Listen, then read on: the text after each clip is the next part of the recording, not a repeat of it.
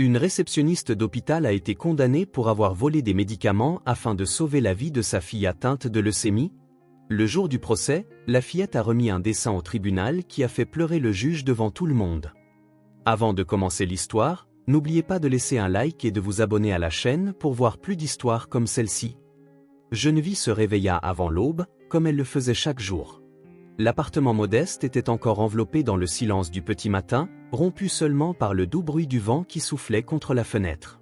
Avec des mouvements précautionneux, elle se leva du lit et se dirigea vers la petite pièce attenante à la sienne. La lumière tamisée du couloir illuminait le visage délicat de Delila, sa fille de 8 ans, qui dormait, recroquevillée sous les couvertures, sa respiration fragile et laborieuse. Geneviève se pencha, remit en place les mèches dorées derrière l'oreille de la fillette et sentit son cœur se serrer en voyant les petits doigts toujours agrippés à un crayon de couleur. Un autre dessin inachevé gisait à côté de l'oreiller. « Tu ne lâches pas ces crayons, même en dormant, mon amour », murmura-t-elle en souriant tendrement. La routine de Geneviève était une course contre la montre. Elle travaillait comme réceptionniste dans un petit hôpital, une opportunité qu'elle avait saisie après des années d'efforts, et faisait tout pour maintenir une réputation impeccable. Son emploi était sa seule garantie de pouvoir continuer les traitements de Delila, la fillette qui avait connu de petits soucis de santé depuis sa petite enfance, mais à l'âge de 5 ans, arriva le diagnostic qui allait tout changer, la leucémie. Geneviève eut le sol qui se dérobait sous ses pieds lorsqu'elle entendit ces mots sortir de la bouche du médecin, leucémie. La maladie se répandait dans le sang de sa fille comme un ennemi invisible et silencieux, prêt à consumer sa petite vie. Le monde semblait tourner alors que le médecin expliquait le traitement, une chimiothérapie agressive, des transfusions sanguines constantes, des médicaments coûteux et des tests sans fin.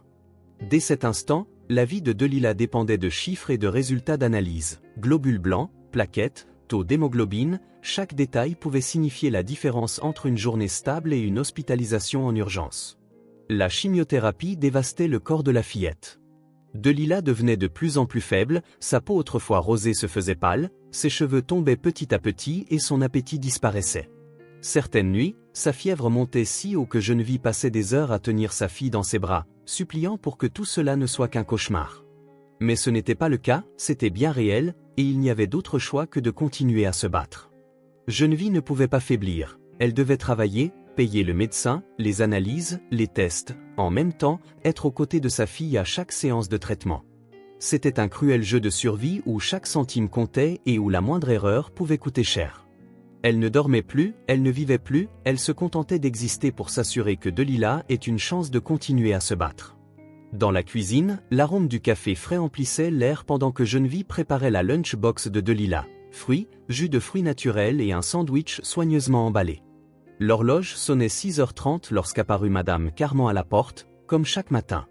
La voisine âgée était une présence constante dans leur vie, une sorte de grand-mère adoptive qui aidait comme elle le pouvait. « Bonjour Geneviève, comment va ma petite aujourd'hui » demanda Madame Carman en posant doucement sa main sur l'épaule de la jeune mère. Elle avait un peu de fièvre la nuit dernière, mais elle va mieux maintenant. « Je l'emmène à l'école avant d'aller travailler » répondit Geneviève en terminant d'organiser le sac à dos de sa fille. Madame Carman, l'air inquiet, ajouta. « Tu t'épuises trop, ma chérie. N'oublie pas de prendre soin de toi aussi. » Geneviève sourit, fatiguée mais sincère. « Je prends bien soin de moi, Madame Carman, j'ai juste besoin de m'assurer que Delila ait tout ce dont elle a besoin. » Delila apparut dans l'embrasure de la cuisine en se frottant les yeux endormis. Sa peau était pâle, ses lèvres légèrement sèches, mais son sourire était toujours éclatant. Avec un effort, elle grimpa sur une chaise et attrapa l'un des dessins qu'elle avait laissés sur la table la veille. « Regarde, maman, j'ai fait ça hier » dit-elle en tendant le papier qui révélait un dessin coloré. C'était une scène simple, mais chargée d'émotion. Geneviève prit sa main pendant qu'un arc-en-ciel brillait dans le ciel. Elle garda le papier quelques secondes, sentant une douleur dans sa poitrine. « C'est magnifique, mon amour, tu as un talent incroyable. » Pressée de ne pas être en retard, Geneviève s'assura que Delila avait bien pris ses médicaments avant de partir. Le trajet vers l'école était court, et Delila aimait toujours raconter les histoires inventées qu'elle s'était imaginées. C'était l'un des rares moments de la journée où Geneviève pouvait simplement savourer l'instant, absorber chaque mot de sa fille. Après l'avoir déposée, Geneviève se dirigea vers son travail. Sur son lieu de travail, elle était reconnue pour son dévouement impeccable. Elle n'était pas seulement une employée exemplaire, mais quelqu'un qui se souciait sincèrement de l'impact de ce qu'il produisait. Travailler dans un hôpital était pour elle une manière de redonner au monde le bien que les médicaments procuraient à sa fille. En pleine matinée, le superviseur Silas déambula dans le service, le regard sévère et la posture arrogante. C'était un homme d'une autorité rigide, mais au bilan discutable.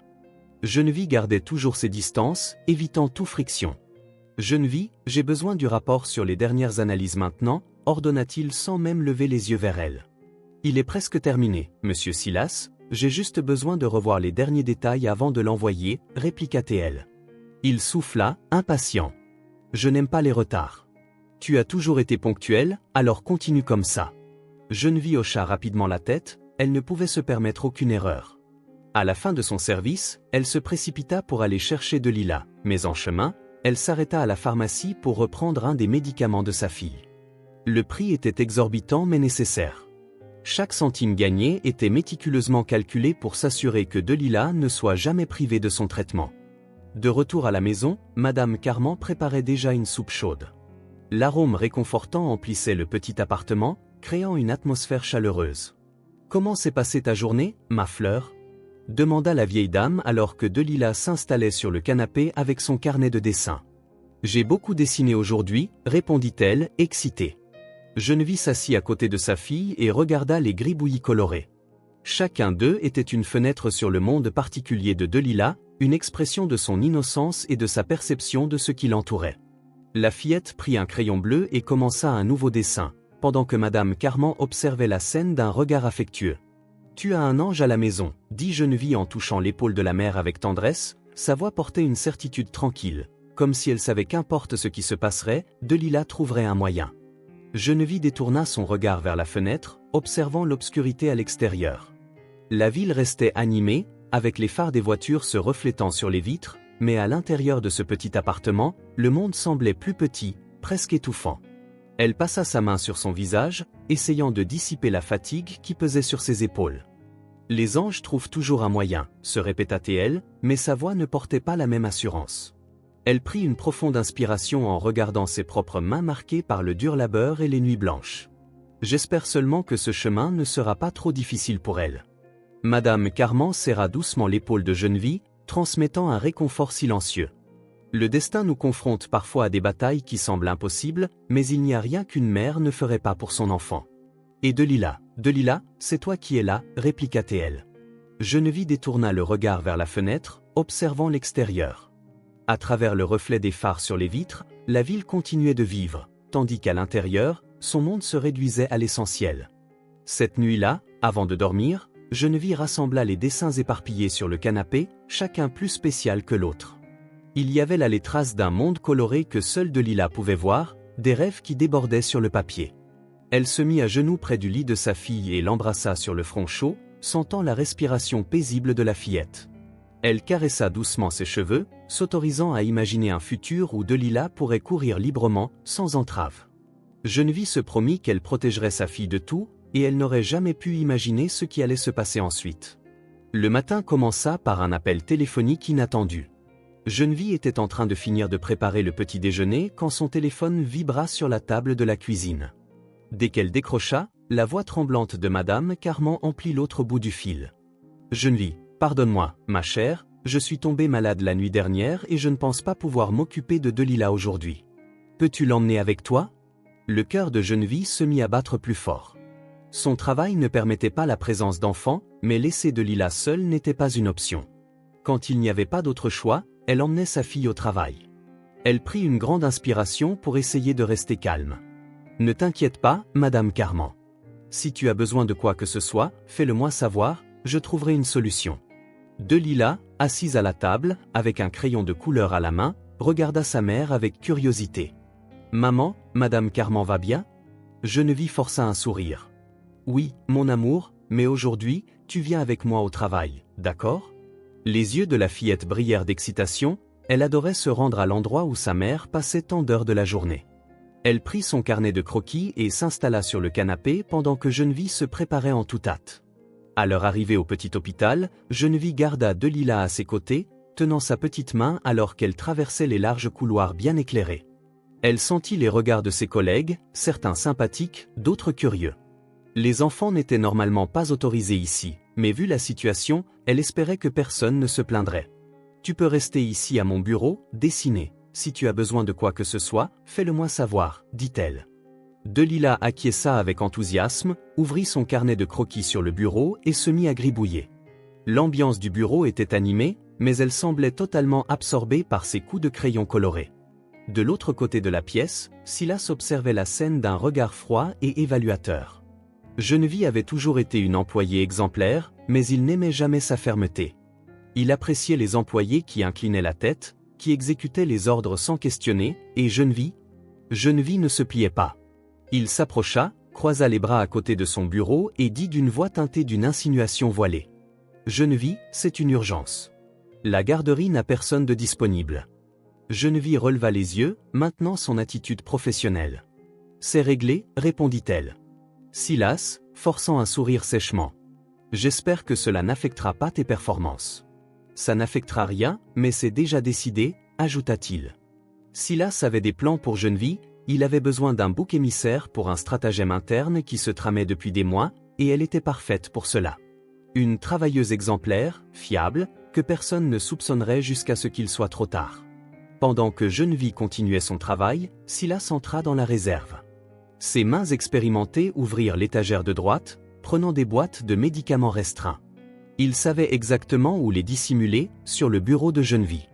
Pendant ce temps, Delila dessinait calmement. Le regard de Geneviève se porta un instant de l'autre côté du couloir. Elle vit Silas tripoter quelque chose. Ses petits yeux curieux le suivirent alors qu'il glissait précipitamment et discrètement quelque chose dans le sac de sa mère. La fillette fronça les sourcils, mais ne dit rien, elle se pencha plutôt et reprit son dessin. Quelques minutes plus tard, le bruit de pas pressés résonna sur le sol. 2 agents de sécurité et un homme en costume apparurent dans le bureau, interrompant la routine comme un coup de tonnerre par un jour calme. « Geneviève Winslow, » dit l'homme, semblant surpris en se levant lentement. « Oui, nous avons reçu une plainte très sérieuse. Nous devons fouiller votre sac. »« Quoi ? Mais pourquoi ?» Silas s'approcha, arborant une expression indignée de manière feinte. « Quelqu'un a signalé que des médicaments contrôlés disparaissaient. Ce sont des drogues de grande valeur pour certains types de cancers. Malheureusement, nous avons trouvé des preuves d'irrégularité dans votre secteur. » Le cœur de Geneviève battit la chamade. « C'est une erreur, je n'aurais jamais. » Avant qu'elle ne puisse terminer, l'un des agents de sécurité ouvrit déjà son sac, et le silence dans la pièce se transforma en un murmure tendu. Là, on découvrit des flacons de médicaments, des drogues coûteuses pour la leucémie, des médicaments que seuls les employés autorisés pouvaient manipuler. Geneviève porta sa main à sa bouche, sentant son souffle se couper. Son regard désespéré croisa celui de Delila, qui observait tout, immobile, serrant le crayon fermement. « Ce n'est pas possible, je n'ai rien fait », protesta-t-elle. L'homme en costume, qui se présenta comme le directeur du département juridique, jeta un regard désapprobateur. « Ces médicaments ont été trouvés en votre possession, Geneviève. Ceci est du vol. » Le mot « vol » résonna comme un coup. Comment quelqu'un pouvait-il penser cela d'elle? Des sueurs froides perlèrent sur ses tempes alors que Silas croisa les bras, feignant l'indignation. « J'ai toujours eu confiance en vous, Geneviève, mais ceci est inacceptable. Si votre fille avait tant besoin de ces médicaments, nous aurions pu l'aider d'une autre manière. » Delila laissa tomber son crayon et se leva, sa voix faible mais ferme. « Ma mère ne l'a pas fait, je l'ai vu. » Geneviève se précipita immédiatement pour tenir la main de sa fille. Le silence, ma chère, s'installa. Le désespoir lui noua la gorge. Elle savait qu'il était inutile de discuter, ils avaient déjà décidé de son sort, même avant de trouver les fausses preuves. Silas fit un geste aux agents de sécurité. « Malheureusement, nous allons devoir appeler les autorités. » Le monde se mit à tourner autour de Geneviève. L'air semblait dense, lourd, comme si chaque respiration demandait plus d'efforts qu'auparavant. Le murmure ambiant se mêlait à un ensemble indistinct de voix, de pas précipités et du cliquetis métallique des menottes se resserrant autour de ses poignets. Son univers, qui jusqu'à quelques minutes auparavant était une routine épuisante mais maîtrisée, s'effondrait devant ses yeux. Elle tenta de se concentrer sur quelque chose, n'importe quoi, pour garder les pieds sur terre. Les murs blancs de l'entreprise, autrefois froids et impersonnels, semblaient maintenant l'enfermer dans un labyrinthe sans issue. Le regard des employés, certains emplis de pitié, d'autres méfiants, brûlait sa peau comme un jugement silencieux. Elle sentit ses jambes fléchir, mais se força à rester debout. Elle ne pouvait pas se permettre de faiblir. Delilah, assise au même endroit, observait tout sans verser une larme. Sa petite main tenait le crayon fermement contre le papier, les traits tremblants mais insistants. Au milieu du chaos, la fillette ne pleurait pas, ne criait pas, ne courait pas dans les bras de quelqu'un, elle dessinait simplement. Geneviève essaya de sourire, mais son expression se brisa avant même de se former. Sa fille, sa petite fille, était là, faisant face à cela d'une manière qu'aucun enfant ne devrait. Sa poitrine se serra, la douleur se transforma en un nœud étouffant. Elle voulait courir vers Delilah, l'embrasser, lui dire que tout irait bien, mais elle ne pouvait pas. Tout ce qu'elle pouvait faire, c'était regarder. Elle n'aurait jamais imaginé que le dessin deviendrait son seul espoir. Les sirènes résonnaient à l'extérieur et à l'intérieur du bâtiment, le reflet des lumières rouges et bleues clignotait sur les vitres, créant un jeu d'ombre dans toute la pièce. Geneviève sentit son estomac se nouer alors que les policiers s'approchaient. L'un d'eux parla d'une voix ferme en lui demandant de les accompagner. Son cœur battait la chamade tandis qu'elle tentait de comprendre ce qui se passait. « S'il vous plaît, c'est une erreur, je n'ai jamais rien volé. J'ai toujours acheté les médicaments de ma fille avec mon propre argent, avec la sueur de mon travail, cria-t-elle, mais personne ne semblait entendre. Jusqu'à ce qu'enfin le silence explose en désespoir. Maman! La voix fragile de Delilah traversa l'air comme une lame. La fillette tenta de courir vers Geneviève, mais une main ferme la retint. Madame Carman, qui était arrivée en toute hâte, les yeux débordants de panique, murmura. « Calme-toi, ma chérie, calme-toi. » L'ancienne dame enveloppa la petite d'une étreinte protectrice, mais Delilah se débattait, les yeux remplis de larmes, les bras tendus vers sa mère.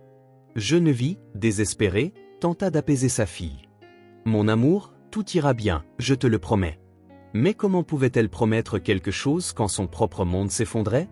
Silas s'approcha lentement, ses yeux affichant une fausse déception. Il secoua la tête et soupira lourdement. « J'attendais vraiment mieux de votre part, Geneviève, dit-il. » Sa voix était un poison déguisé en compassion, ses mots étaient comme un coup de poignard. Geneviève le regarda, incapable de croire qu'on puisse être si cruel. Il savait qu'elle était innocente, qu'il savait exactement ce qu'il faisait, mais le masque qu'il portait était parfait. Le groupe d'employés observait en silence, certains murmurant entre eux, d'autres détournant le regard.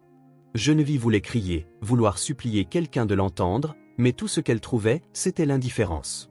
Les policiers la conduisirent vers la sortie, et Delilah, paniquée, criait. « Maman, non, maman !» Ces cris résonnèrent dans le couloir. Madame Carman serra la fillette contre elle, ses mains tremblantes essayant d'offrir un refuge que Delilah ne désirait pas. Le corps frêle de la petite luttait contre l'étreinte de la vieille dame, ses sanglots irréguliers chargés de désespoir, mais il n'y avait rien que Madame Carman puisse faire. « Ma chère, calme-toi, tout ira bien, dit-elle d'une voix étranglée, peu convaincante, même pour elle-même. Mais Delilah ne voulait pas de protection. Elle ne voulait pas de bras pour l'envelopper ni d'engagement que tout irait bien. Elle voulait sa mère. Elle voulait sentir son odeur, entendre sa voix lui dire que tout irait bien, que rien de tout cela n'était réel. Mais Geneviève était emmenée, et personne ne faisait rien. La fillette serra son carnet de croquis contre sa poitrine comme si cet objet était le seul lien qui la reliait encore à sa mère.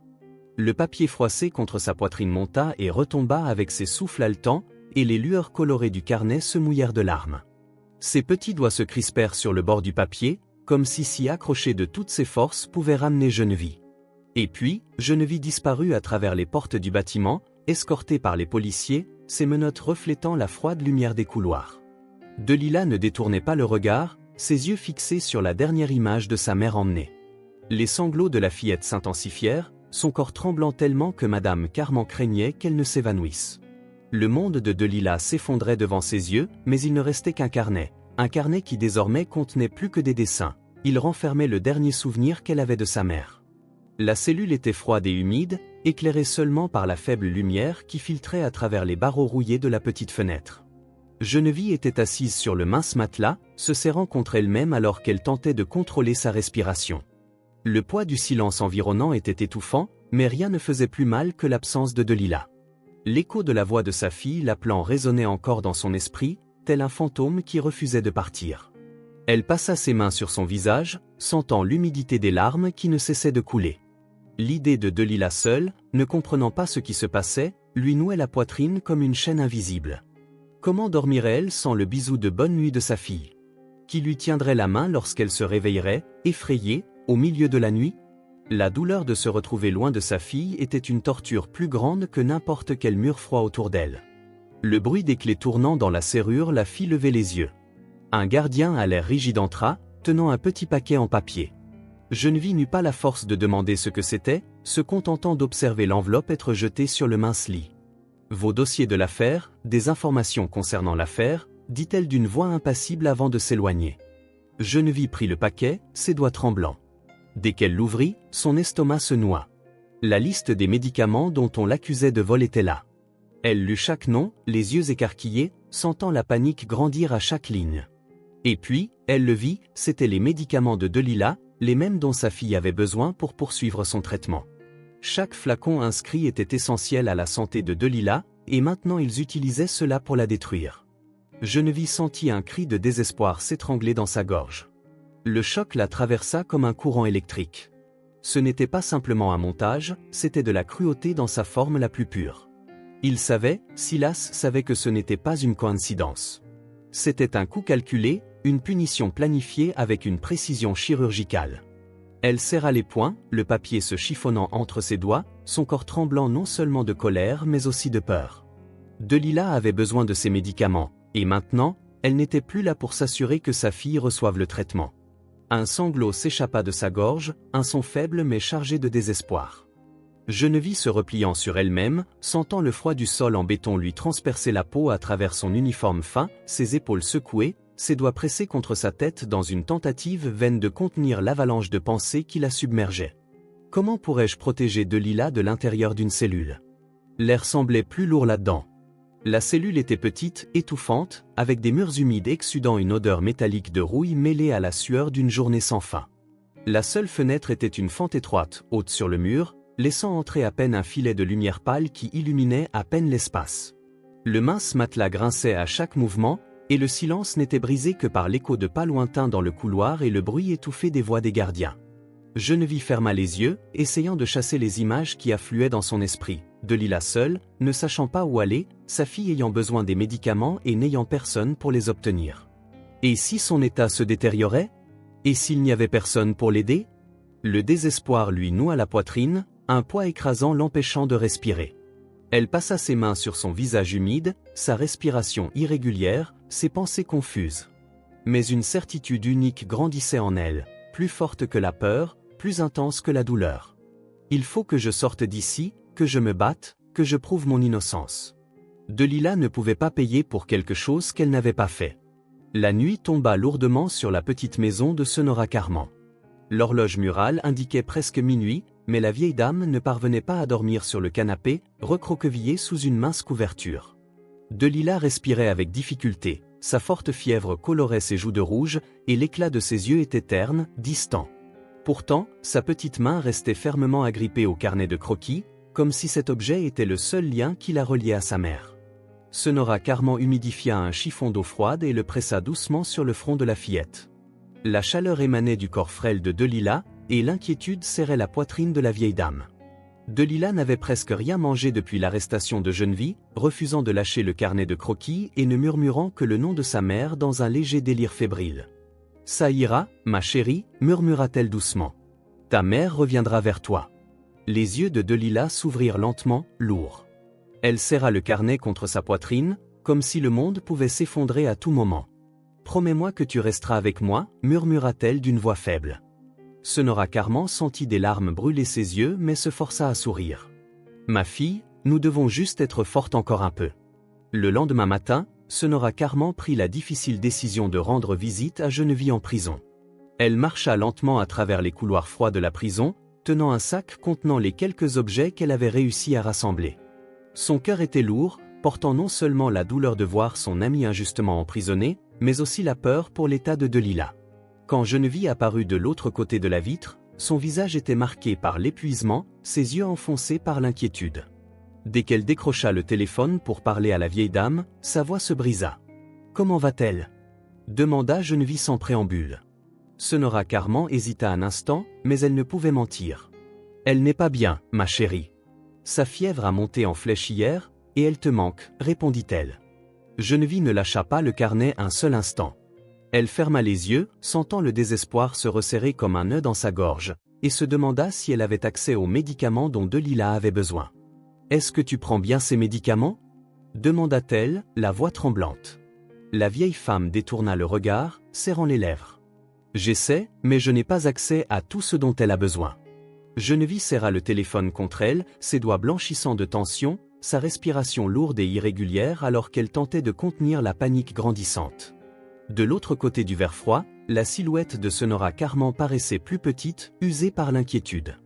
La vieille dame tenait le téléphone à deux mains, comme si cet objet était un lien fragile entre elles, un fil ténu qui les maintenait connectés au milieu de la tragédie. « Pour l'amour de Dieu, Sonora Carman, promets-moi que tu trouveras une solution. »« Je ne peux pas perdre ma fille », sanglota Geneviève.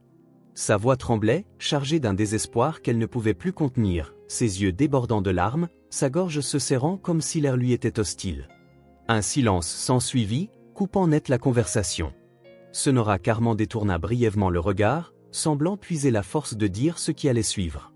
La vieille dame prit une profonde inspiration, sa poitrine se soulevant lentement, et lorsqu'elle regarda à nouveau Geneviève, quelque chose brillait dans ses yeux, une douleur profonde mêlée d'une détermination inébranlable. « Je te le promets, ma chérie, mais toi aussi, il faut te battre, » déclara-t-elle d'une voix basse et ferme, pleine d'une vérité que Geneviève ne pouvait ignorer.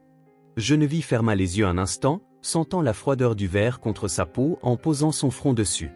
Elle ne pouvait pas échouer, pas quand Delilah dépendait d'elle, pas quand sa fille était là, quelque part, ayant besoin d'elle.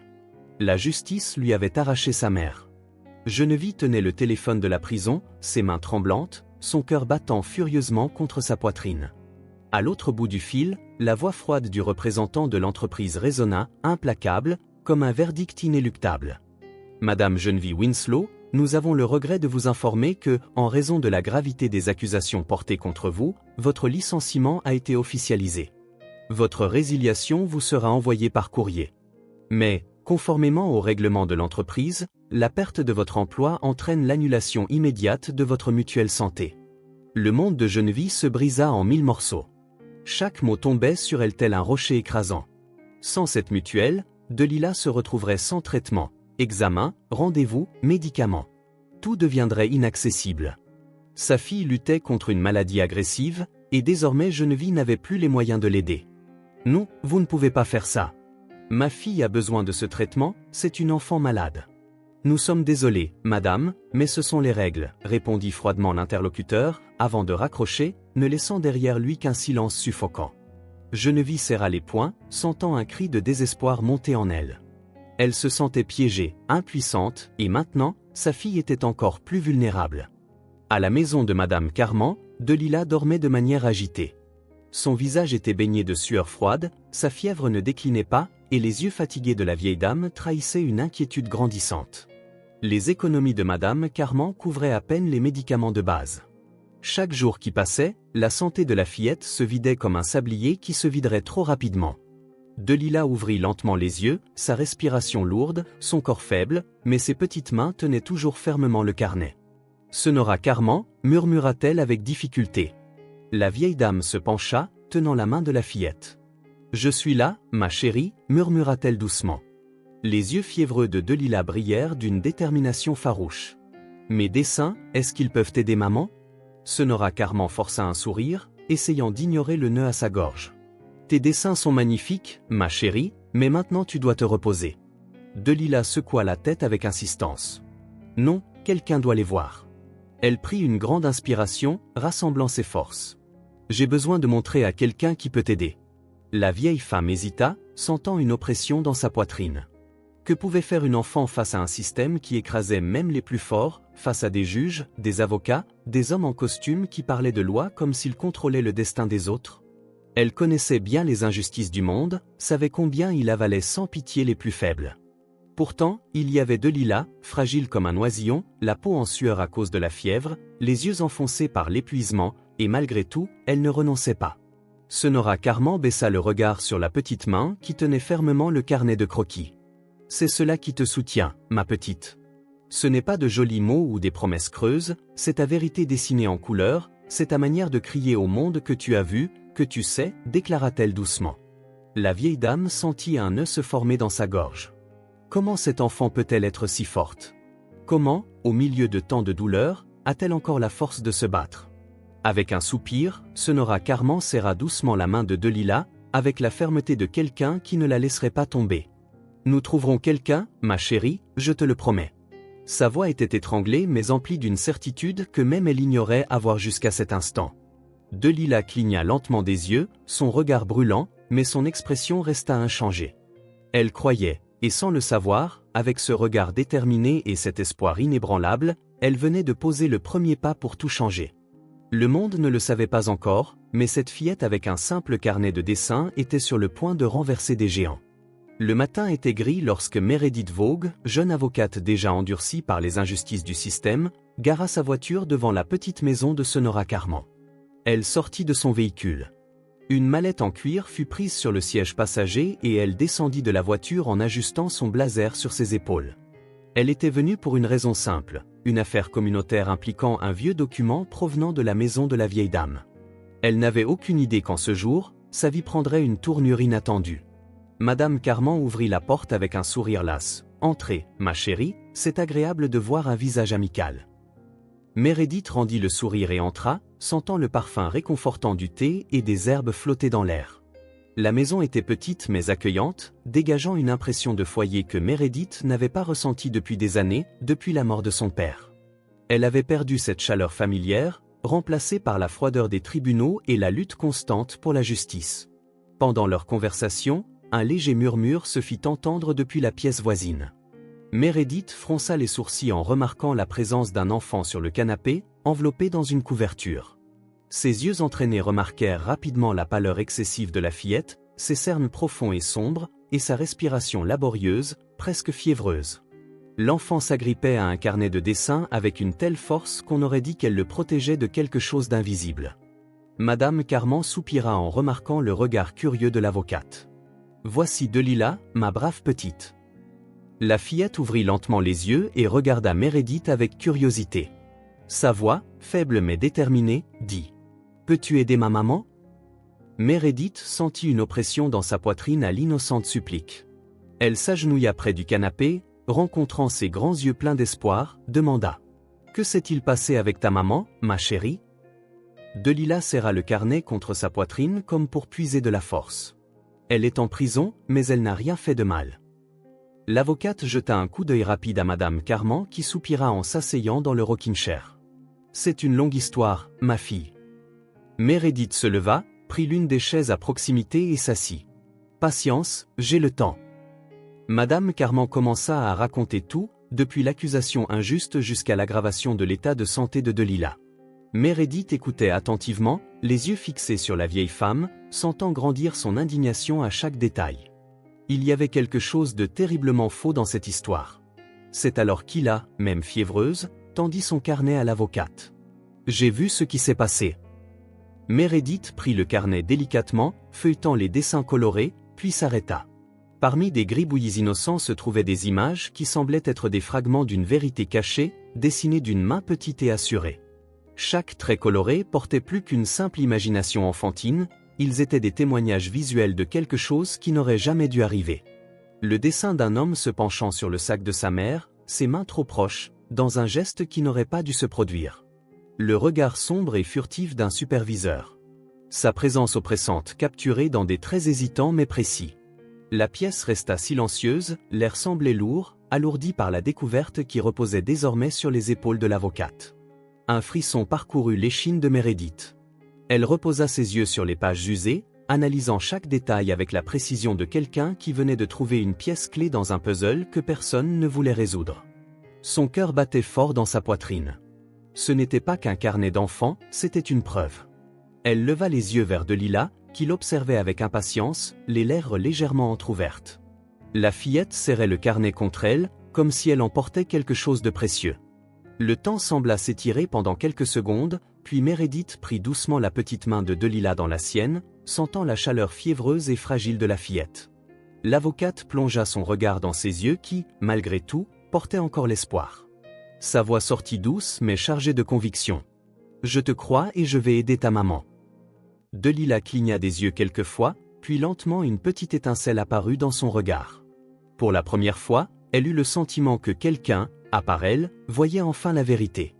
Le lendemain, le bruit métallique des portes de la prison résonnait dans les couloirs étroits, suivi du grincement d'une chaise métallique, alors que Geneviève était assise devant l'épais vitrage qui la séparait du monde extérieur. Ses yeux étaient ternes, marqués par l'épuisement et la douleur d'une vie de jour sans fin. Lorsqu'un garde signala l'arrivée de sa visiteuse, elle ne savait pas à quoi s'attendre. Mais lorsque la silhouette déterminée et jeune de Meredith Vaughn apparut de l'autre côté du verre, quelque chose en elle s'enflamma. L'avocate prit le téléphone, l'expression ferme mais douce. « Geneviève, ici Meredith Vaughn. Je suis venu parce que je crois en ton innocence. » Pendant un moment, Geneviève resta silencieuse. Combien de personnes lui avaient déjà dit qu'elle croyait en elle? Depuis son arrestation, elle s'était sentie invisible, écrasée par le poids des accusations. Mais il y avait quelque chose dans la posture de Meredith, dans l'assurance de sa voix, qui lui fit espérer qu'enfin quelqu'un était réellement de son côté. « Est-ce que ma fille va bien ?» fut la première question qu'elle posa, la voix étranglée.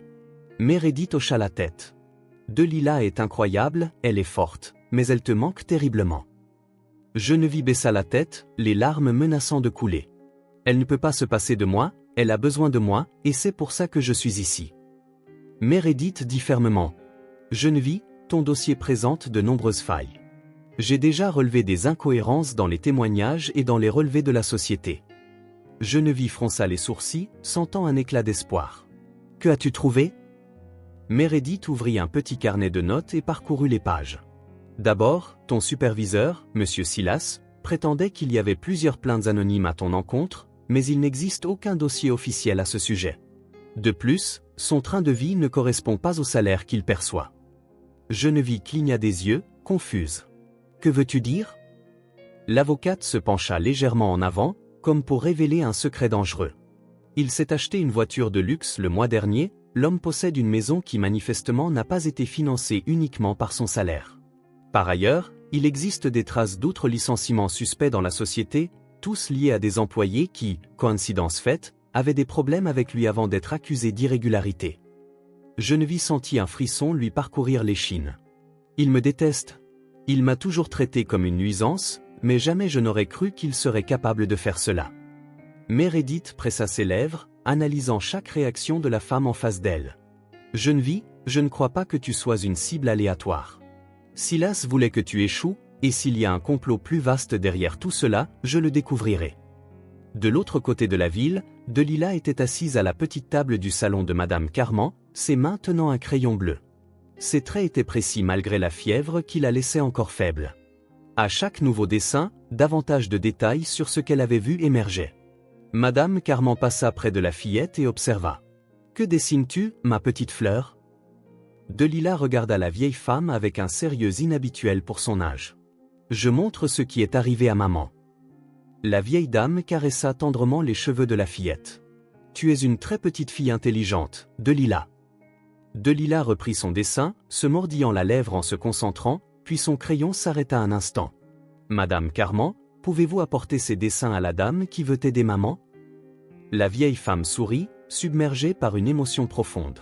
« Oui, ma chérie, je les apporterai de l'autre côté de la ville. » Meredith tapait furieusement sur son ordinateur portable.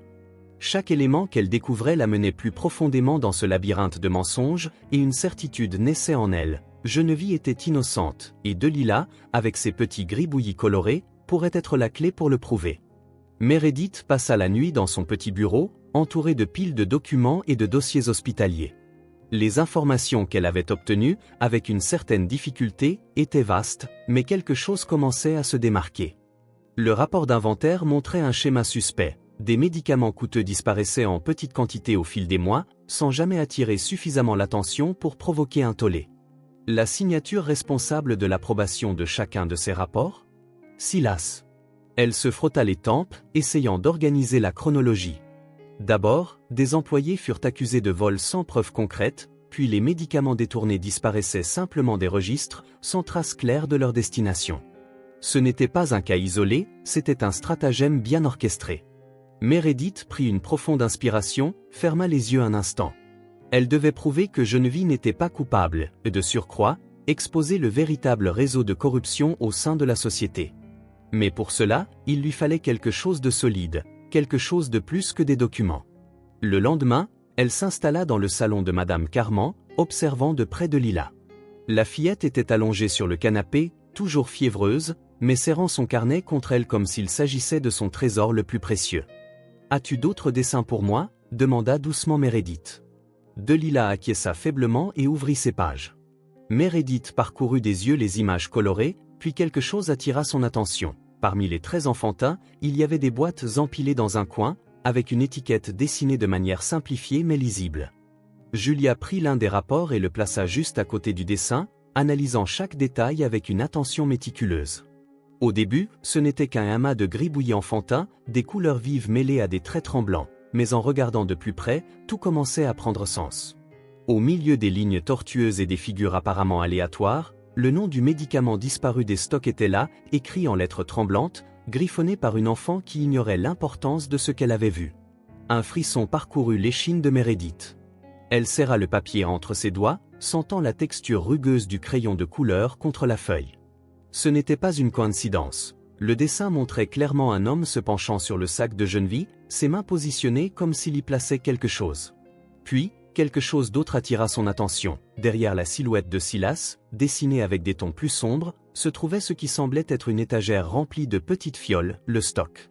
Les yeux de Meredith s'écarquillèrent. Delilah n'avait pas seulement été témoin de la manipulation du sac de jeune vie par Silas, mais, à son insu, avait dessiné l'emplacement exact où se trouvaient les médicaments avant leur disparition.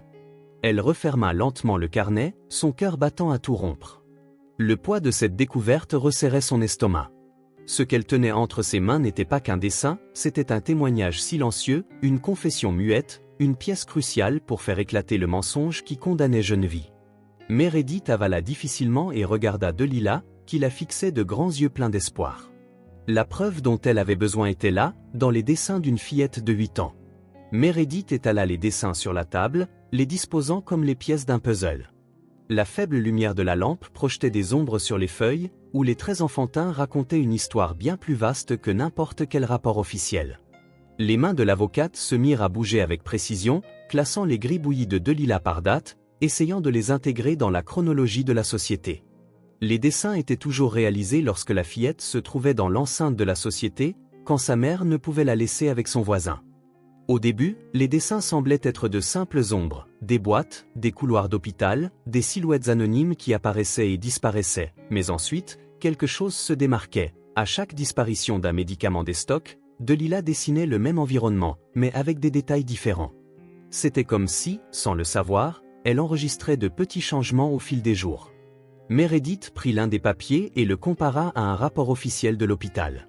La disparition d'un lot précis coïncidait exactement avec le jour où Delilah avait dessiné une silhouette à côté des boîtes. Le cœur de l'avocate battait la chamade. Delilah avait consigné le stratagème en temps réel. Meredith prit une profonde inspiration et ouvrit son ordinateur portable. Elle devait en savoir plus sur Silas. S'il était impliqué dans quelque chose d'aussi vaste, ce ne pouvait pas être le premier cas avec ses doigts agiles. Elle tapa son nom dans la barre de recherche et commença à analyser son parcours professionnel. Les résultats arrivèrent en quelques minutes. Avant de travailler à l'hôpital, il avait traversé 2 autres sociétés dans le secteur. Dans les 2, il était parti avant que des enquêtes internes ne découvrent des détournements financiers. Les yeux de Meredith se plissèrent. C'était un schéma répété, un fantôme qui siphonnait des ressources pour disparaître avant d'être pris. L'avocate se renversa dans sa chaise, absorbant tout. Le stratagème était bien plus vaste qu'il n'y paraissait, et Delilah, sans le vouloir, avait consigné des éléments cruciaux du crime. Elle prit son téléphone et composa le numéro de Madame Carman. « Dès que vous répondez, ma chérie, il faut que je voie Delilah de nouveau. Je pense que ces dessins pourraient être la clé de toute cette affaire. » À l'autre bout de la ligne, un bref silence, ce genre de silence pesant précédant quelque chose d'important. Meredith serra le téléphone, le regard fixé sur les papiers épars sur la table. Sa poitrine se soulevait et retombait lentement, comme pour contenir l'agitation qui montait en elle. Puis enfin, la voix ferme de Madame Carman rompit le silence, chargée d'une certitude inébranlable. « Alors viens, ma chère, la fillette a toujours dit qu'elle pourrait t'aider. » Les mots résonnèrent dans le petit bureau. Meredith sentit un frisson parcourir sa peau. Pendant un moment, Elle contempla à nouveau les papiers, absorbant l'ampleur de ce qu'elle avait découvert. Si elle avait raison, Delilah n'avait pas seulement été témoin d'un crime, elle pourrait faire tomber tout un réseau criminel. Elle prit une profonde inspiration, laissant ses doigts glisser sur la table, puis se leva. L'air semblait désormais différent, plus lourd.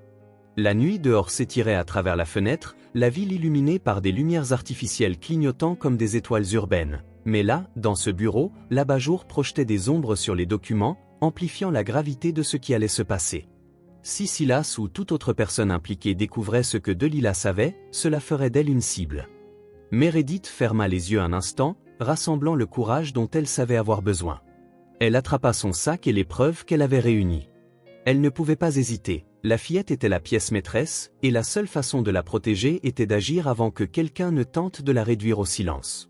Quelques minutes plus tard, Meredith sentit un frisson parcourir son échine lorsqu'elle reçut le premier appel anonyme de la matinée.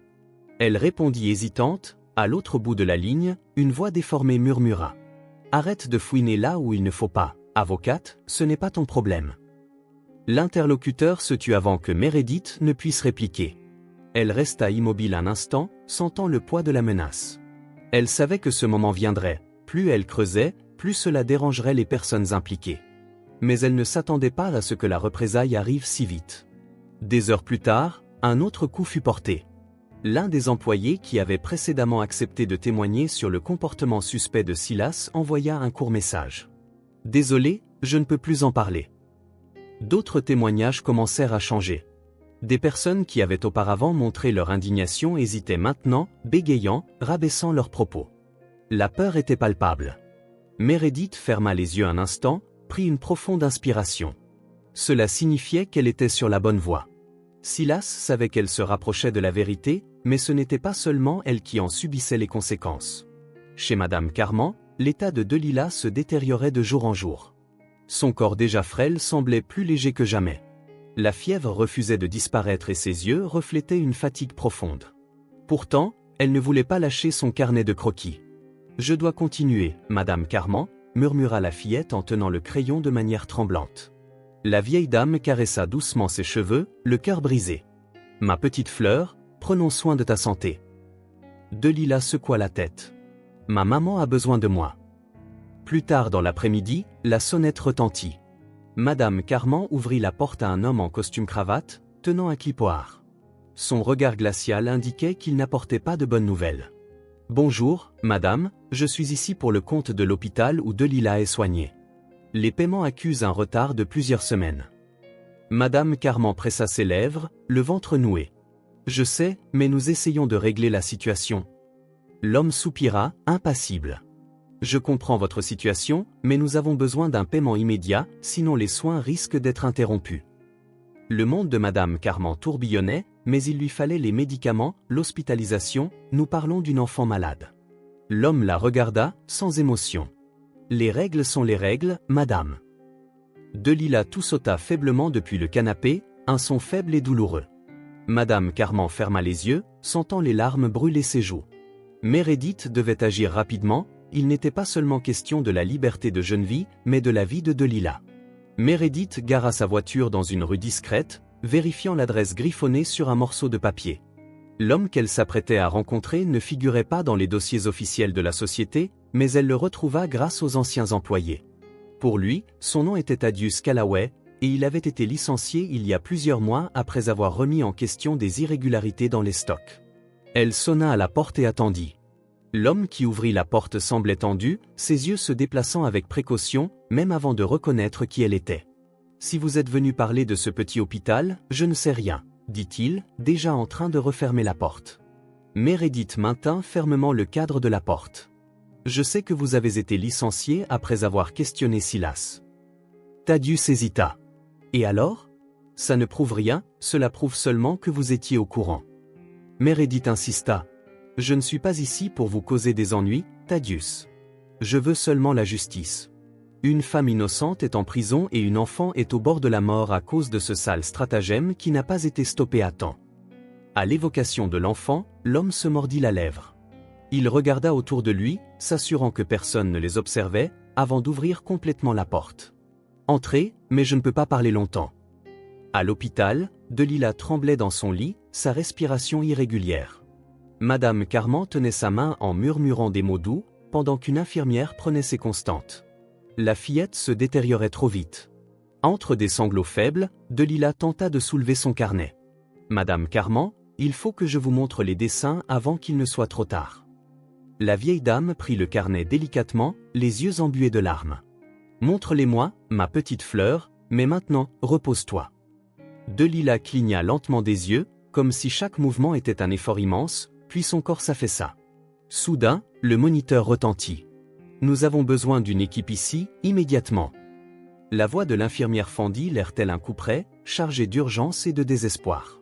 Le bruit des alarmes se mêlait à celui de pas précipités, de la civière poussée dans le couloir, tandis que l'équipe médicale s'activait pour stabiliser Delila. Madame Carman sentit le sol se dérober sous ses pieds, son cœur battant à tout rompre, chaque pulsation résonnant comme le tonnerre dans sa poitrine. Elle tenta de les suivre, mais ses genoux fléchirent et elle dut s'appuyer contre le mur froid pour éviter de tomber. Ses yeux, grands ouverts et emplis de larmes, ne pouvaient se détacher de la scène. Delila était si fragile, si petite, sur ce lit, entourée de professionnels en blouse blanche. La civière disparut à travers les portes doubles de l'unité de soins intensifs, et le bruit creux des portes se refermant frappa Madame Carman comme un coup. Elle ne pouvait rien faire, ne pouvait la retenir, ne pouvait garantir qu'elle irait s'en sortir. Tout ce qui restait, c'était une attente agonisante. Dans un coin oublié de la salle d'attente, sur la chaise où Delila s'était assise quelques minutes auparavant, le petit carnet de dessin demeurait intact. Les pages remplies de gribouillis enfantins portaient en elles quelque chose de bien plus grand que de simples traits innocents. Elles étaient les témoins silencieux d'un événement que personne ne voulait voir. Et tandis que Delila luttait pour sa vie dans un lit d'hôpital, ses dessins commençaient à révéler la vérité qui pourrait tout changer. Les moniteurs autour du lit de Delila émettaient des bips rythmiques, mais l'atmosphère dans la pièce était celle d'un désespoir pur. La fillette était immobile, son petit corps frêle relié à des fils et des tubes qui semblaient trop grands pour elle. Madame Carman resta auprès du lit, tenant fermement sa main froide, comme si sa présence pouvait empêcher la vie de Delila de lui échapper. Le médecin, d'un ton grave, déclara : « Nous faisons tout notre possible, mais sans le bon médicament, son corps se bat contre lui-même. » Madame Carman sentit sa gorge se serrer. Il n'y a plus rien à faire. Le médecin ajouta : « Nous avons tout fait avec les ressources disponibles. Si nous n'obtenons pas les bons médicaments, j'ai bien peur que Delila ne tienne pas encore très longtemps. » La vieille dame baissa les yeux sur la fillette endormie, sentant les larmes brûler ses joues. Delila avait toujours été forte, avait toujours souri même lors des jours les plus difficiles, mais maintenant, le temps lui échappait. En prison, Geneviève arpentait sa cellule exiguë, sentant l'angoisse s'insinuer tel un poison. Le peu d'espoir qu'elle avait s'évaporait lorsqu'un garde apparut, l'expression impassible. « Vous avez un appel téléphonique. » Tremblante, Geneviève décrocha le téléphone. Dès qu'elle entendit la voix de Madame Carman, elle eut l'impression que le sol se dérobait sous elle. « Geneviève, ma chérie, Delila. » Son monde se brisa en deux. « Non, ne me dis pas qu'elle est très faible. » « Ma chère, les médecins font de leur mieux, mais sans les bons médicaments, la situation se détériore rapidement. » Geneviève pressa le téléphone contre son visage, essayant d'étouffer le cri qui montait en elle. « Faites-moi sortir d'ici, pour l'amour de Dieu, ma fille a besoin de moi. » Mais personne n'écoutait, personne ne se souciait. À l'autre bout de la ville, dans le bâtiment de l'hôpital, Silas ferma la porte derrière lui d'un clic métallique et la verrouilla rapidement, s'assurant que personne ne puisse entrer. L'air dans la pièce était vicié, chargé de l'odeur du papier jauni et de dossiers stockés depuis trop longtemps. Une faible lumière vacillante sur le plafond projetait des ombres tremblantes sur les étagères métalliques remplies de dossiers et de boîtes. Il passa sa langue sur ses lèvres sèches, ses mains moites feuilletant hâtivement les rapports, ses doigts tremblants tournant chaque page. Son cœur battait trop vite, l'écho des pas dans le couloir le rendait paranoïaque. Si quelqu'un venait ici, il serait fichu.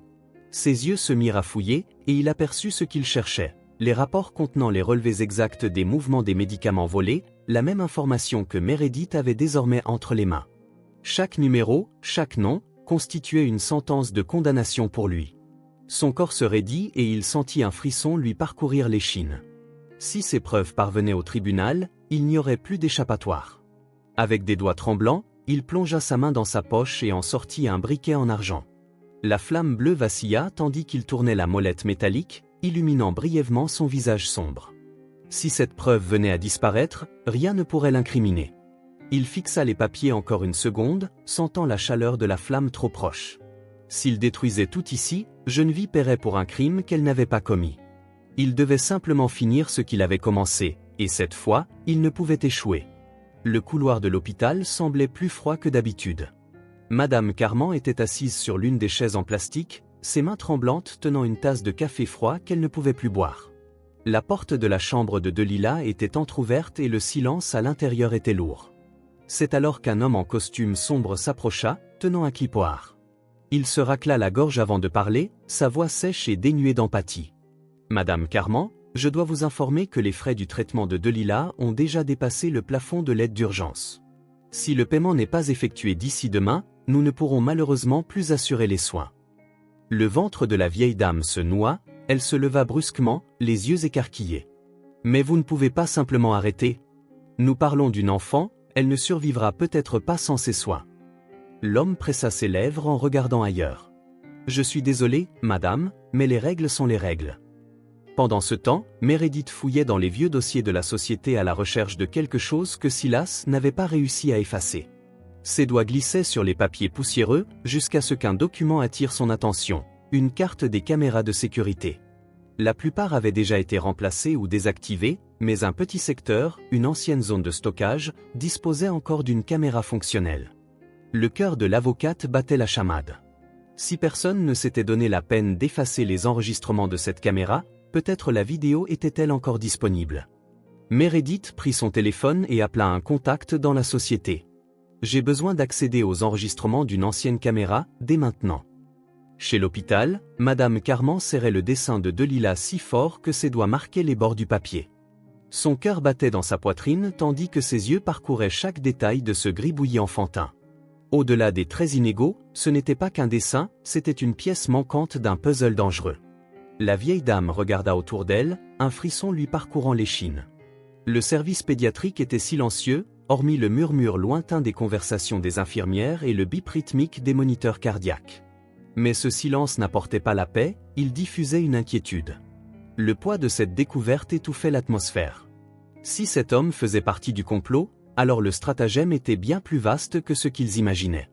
Elle reposa son regard sur le dessin, les traits de Delilah semblant désormais plus évidents, comme s'il hurlait une vérité ignorée jusqu'à présent. L'homme représenté, aux épaules larges et à l'expression froide, était une figure que personne n'aurait imaginé voir impliquée. L'air semblait plus lourd, comme si quelque chose d'invisible planait au-dessus d'eux. Si la vérité était révélée, ceux qui étaient responsables ne resteraient pas les bras croisés.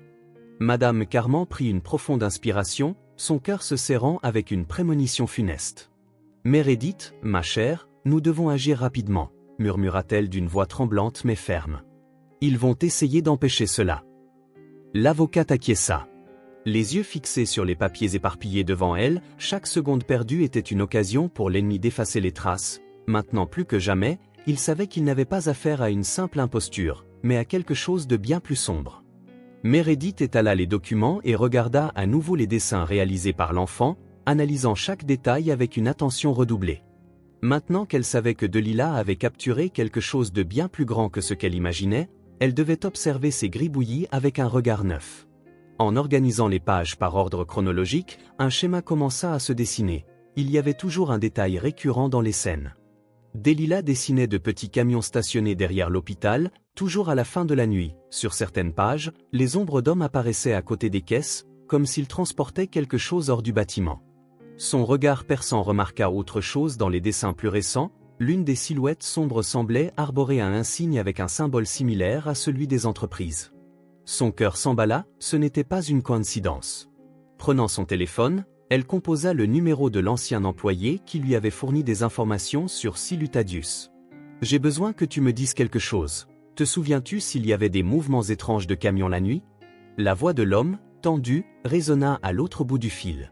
« Oui, parfois nous voyons des cargaisons être retirées après les heures d'ouverture, mais personne n'en parlait. Si quelqu'un en parlait, Silas changeait de sujet. » Meredith serra le téléphone plus fort. « As-tu déjà entendu parler de quelque chose en lien avec des ventes illégales de drogue ?» Il y eut un long silence avant que Thaddeus ne réponde. « J'ai entendu des rumeurs, on disait que des drogues à prix élevés disparaissaient tout simplement des inventaires pour réapparaître sur le marché noir, mais il n'y avait jamais aucune preuve. Les dessins de Delilah étaient la preuve. Alors que Meredith reconstituait le puzzle, Geneviève faisait face à son propre enfer à l'intérieur de la prison. Elle fut escortée vers la salle de visite où un avocat bien habillé, avec une pile de documents devant lui, l'attendait. Il lui adressa un sourire froid. « Geneviève, ma cliente, je suis venu vous apporter une opportunité. Nous pouvons faire en sorte que votre peine soit réduite si vous acceptez un accord et que vous confessiez le crime. » Geneviève se figea. « Confesser ? Mais je suis innocente. » L'avocat se pencha sur la table. « Si vous acceptez, vous pourriez sortir dans quelques années, mais si vous insistez sur cette histoire d'innocence, le juge pourrait ne pas être si généreux. » Geneviève sentit un frisson parcourir son dos, un frisson qui traversait son corps comme un avertissement silencieux. C'était ça, il voulait la briser, la plier au point d'abandonner, la rendre assez faible pour accepter une culpabilité qui n'était pas la sienne. Il voulait qu'elle se rende, qu'elle porte sur ses épaules le poids des véritables criminels, pour disparaître dans l'ombre d'une cellule tandis que les véritables coupables restaient intouchés, libres. Elle ferma les yeux un instant. Dans l'obscurité, Delilah apparut dans son esprit, sa petite guerrière luttant pour survivre dans un hôpital entouré de machines et de médecins, affrontant quelque chose de bien plus grand que ce qu'un enfant devrait affronter. Le cœur de Geneviève se serra. Si elle abandonnait, que deviendrait sa fille? Elle prit une profonde inspiration, sentant l'air froid envahir ses poumons, alimentant en elle quelque chose qu'elle avait presque oublié. Elle avait de la force, de la détermination, elle n'était pas qu'une prisonnière lésée, elle était une mère. Ses yeux s'ouvrirent à nouveau, et quelque chose en eux avait changé. La douleur et la peur étaient toujours là, mais désormais elles étaient accompagnées par quelque chose de plus fort, une flamme qu'on ne pouvait éteindre. Elle releva la tête, ferme, et sa voix sortit plus claire, plus forte qu'avant. « Je ne plaiderai pas coupable. » Le silence qui suivit sembla s'étirer dans le petit espace de la cellule. Le jeu n'était pas encore terminé, et maintenant Geneviève était prête à se battre. Meredith posa les écouteurs contre ses tempes tandis que l'écran de l'ordinateur affichait des images granuleuses issues des vieux enregistrements. Son contact à l'intérieur de la société avait réussi à accéder aux fichiers de la seule caméra que Silas n'avait pas eu le temps d'effacer. La vidéo était datée de la nuit où Geneviève fut accusée, et chaque seconde de cet enregistrement pouvait tout changer. L'avocat augmenta la luminosité de l'écran et observa attentivement le secteur de stockage. Le couloir était presque vide, illuminé seulement par de faibles lampes projetant de longues ombres sur les murs. Puis une silhouette entra dans le cadre. Meredith retint son souffle, c'était Silas. Il regarda autour de lui pour s'assurer que personne ne se trouvait à proximité, puis, d'un geste rapide et précis, il retira un petit paquet de médicaments de la poche de son manteau de laboratoire et le glissa dans le sac à main de Geneviève, posé sur l'un des casiers. L'estomac de l'avocat se noua, voilà la preuve, l'évidence incontestable que Geneviève avait été piégée. Mais ce n'était pas tout. Alors que Silas finalisait la mise en place, une autre silhouette entra dans le couloir. Les yeux de Meredith s'écarquillèrent, c'était l'homme du dessin de Delilah. Lui et Silas échangèrent quelques mots rapides. Malheureusement sans audio, Meredith ne pouvait pas entendre, mais ensuite l'inconnu remit une épaisse enveloppe à Silas, qui la glissa dans sa poche et s'empressa de sortir. L'avocat mit la vidéo en pause. Chaque détail collait désormais. Delilah avait dessiné cette scène, inconsciente de l'importance de ce qu'elle avait vu, mais ce n'était toujours pas suffisant. Meredith ouvrit un autre dossier, les rapports financiers qu'elle avait réussi à déterrer dans de vieux documents. Elle commença à recouper les informations, comparant les achats et les registres d'inventaire de la société au cours des derniers mois. Ce qu'elle trouva fut un schéma absurde de surfacturation. Des médicaments coûteux étaient enregistrés comme étant achetés en grande quantité, mais la plupart ne parvenaient jamais au stockage. Elle jeta un coup d'œil au dessin de Delilah et remarqua un détail qu'elle avait précédemment ignoré. Les caisses dans les camions portaient des symboles identiques à ceux trouvés sur les lots surfacturés. C'était la preuve définitive. Geneviève n'avait pas seulement été utilisée comme bouc émissaire, ce n'était pas un cas isolé, une erreur administrative ou un simple détournement de médicaments, c'était quelque chose de bien plus grand. Le réseau criminel s'étendait comme des racines profondes dans un sol pourri, infiltrant les coulisses d'un système déjà fragile.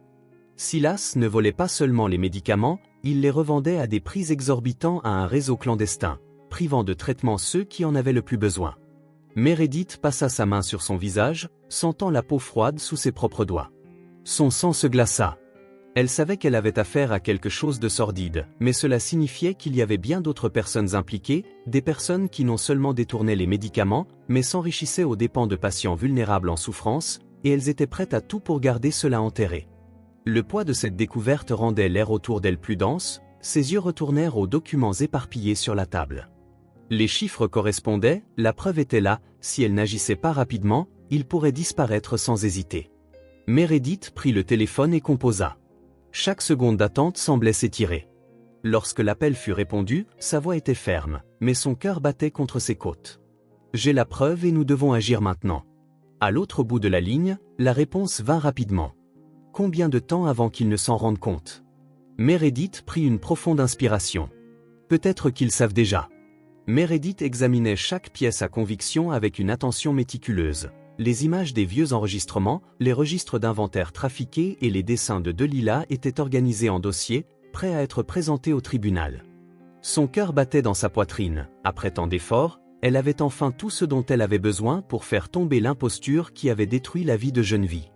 Mais alors qu'elle s'enfonçait plus profondément dans son enquête sur les personnes impliquées dans le stratagème, un détail inquiétant attira son attention. Bien que le juge en charge de l'affaire jouissait d'une réputation impeccable et se montrait impartial, il y avait des indices que d'autres membres du système judiciaire pourraient œuvrer en coulisses pour protéger les véritables coupables. Meredith fronça les sourcils et poursuivit son enquête. Certains procureurs et conseillers liés à l'affaire avaient des antécédents de décisions favorables aux grandes entreprises hospitalières, et l'un d'eux, en particulier, avait travaillé directement sur des affaires impliquant des scandales de détournement de médicaments par le passé. Le sang de Meredith se glaça. S'il y avait des forces au sein même du tribunal essayant de manipuler l'affaire, Geneviève pourrait ne pas avoir une chance équitable, même avec toutes les preuves en sa faveur. Avant qu'elle ne puisse pleinement mesurer la gravité de la situation, son téléphone vibra. C'était Madame Carmen, et sa voix tremblait à l'autre bout du fil. « Meredith, ma fille Delilah veut te parler. » L'avocate sentit une oppression dans sa poitrine.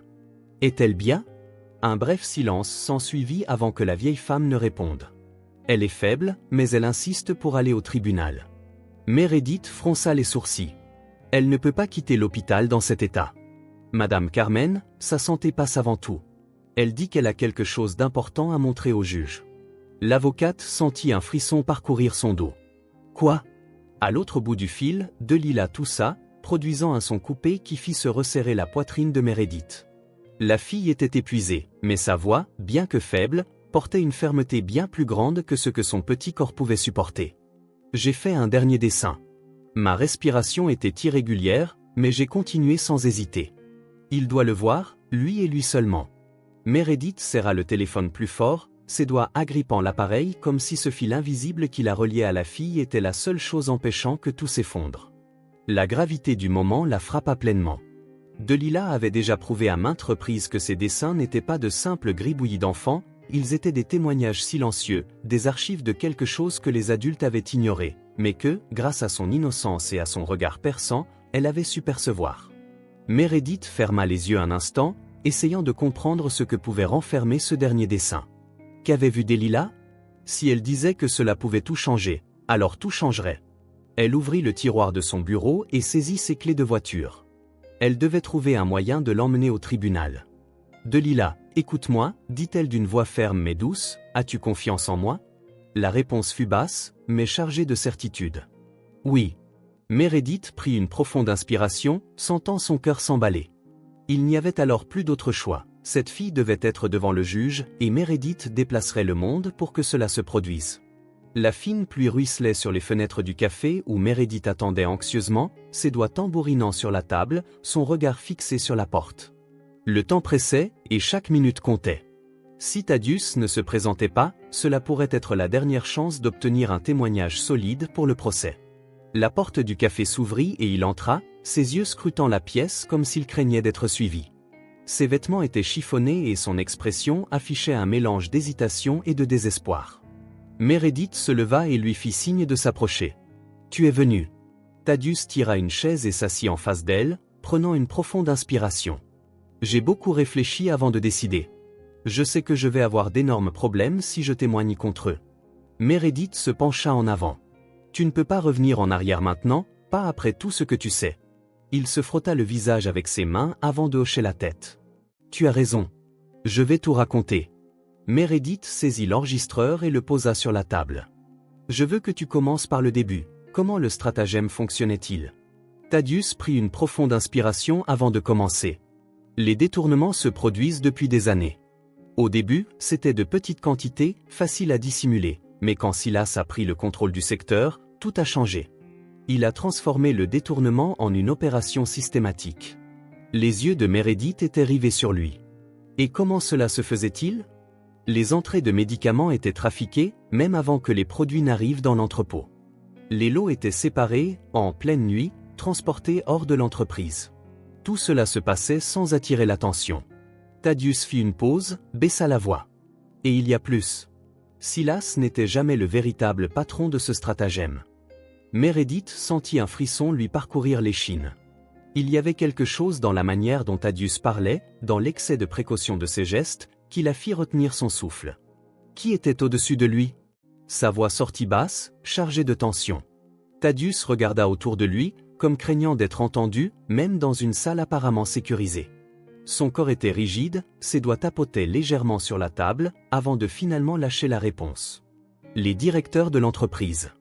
Il s'arrêta, se pencha un peu plus près, son ton devenant encore plus sombre. Il savait tout, même dans l'hôpital. Delilah tenta de se redresser dans son lit, mais son corps frêle ne répondait pas comme elle le souhaitait. L'effort fit trembler ses bras et ses lèvres perdirent un peu de leur couleur. Madame Carmen ajusta immédiatement les oreillers derrière elle, son regard chargé d'inquiétude.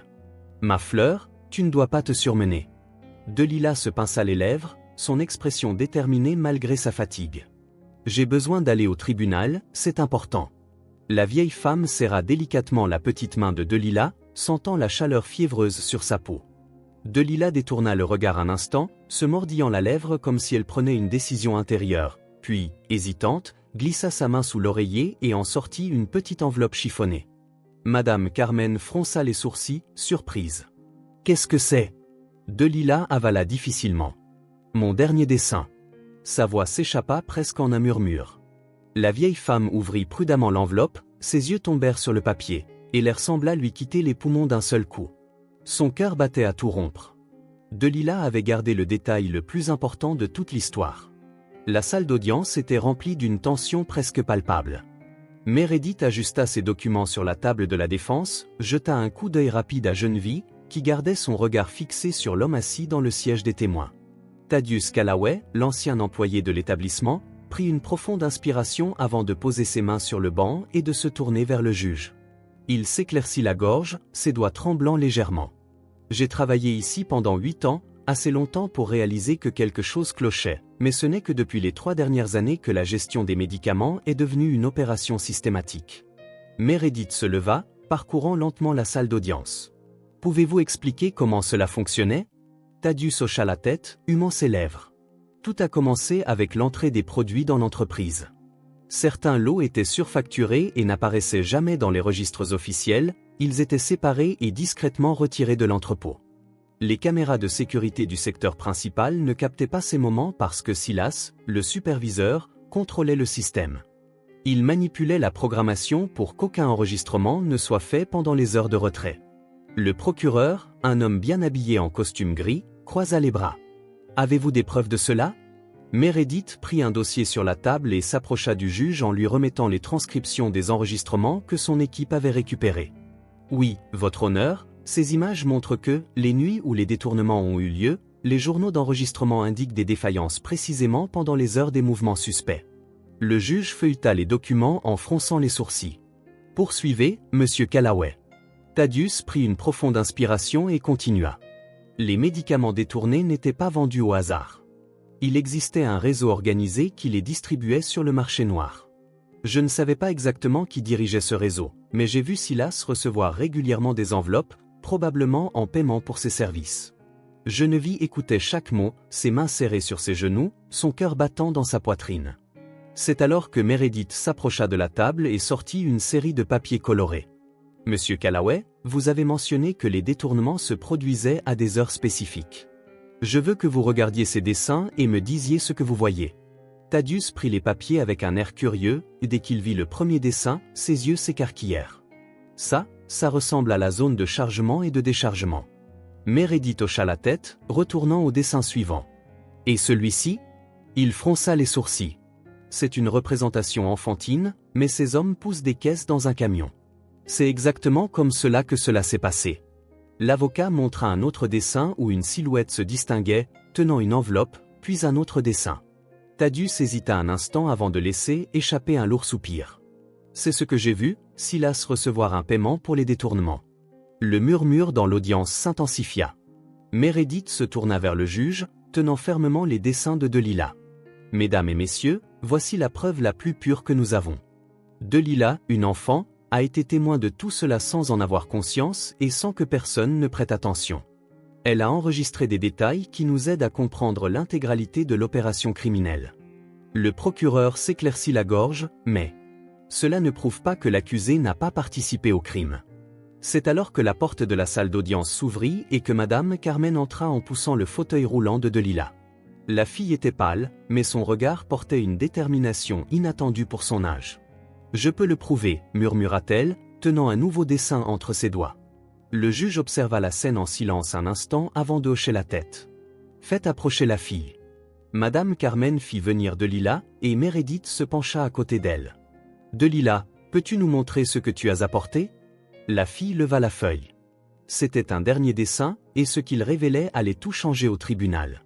Delilah tenait le dessin avec des mains tremblantes, concentrée comme si chaque trait était une pièce essentielle pour révéler la vérité. Sa respiration était faible, mais la détermination dans son regard ne laissait aucun doute. Elle savait que ce serait le plus important de tous ses dessins. Madame Carmen, assise aux côtés de la fille, regardait en silence, son cœur se serrant à chaque pause de Delilah pour reprendre son souffle. Même si l'effort était trop pour elle, rien au monde ne ferait abandonner la fille. « Es-tu sûre de vouloir faire cela, ma fleur ?» demanda Madame Carmen d'une voix chargée d'inquiétude. Delilah hocha lentement la tête, sans quitter des yeux le papier. « C'est la seule façon. » Dans le couloir du palais de justice, Meredith se dépêchait, tenant un ensemble de documents. À chaque nouveau détail révélé dans l'affaire, la réaction du juge devenait de plus en plus imprévisible. Au début du procès, il semblait convaincu de la culpabilité de Geneviève, mais désormais, quelque chose changeait.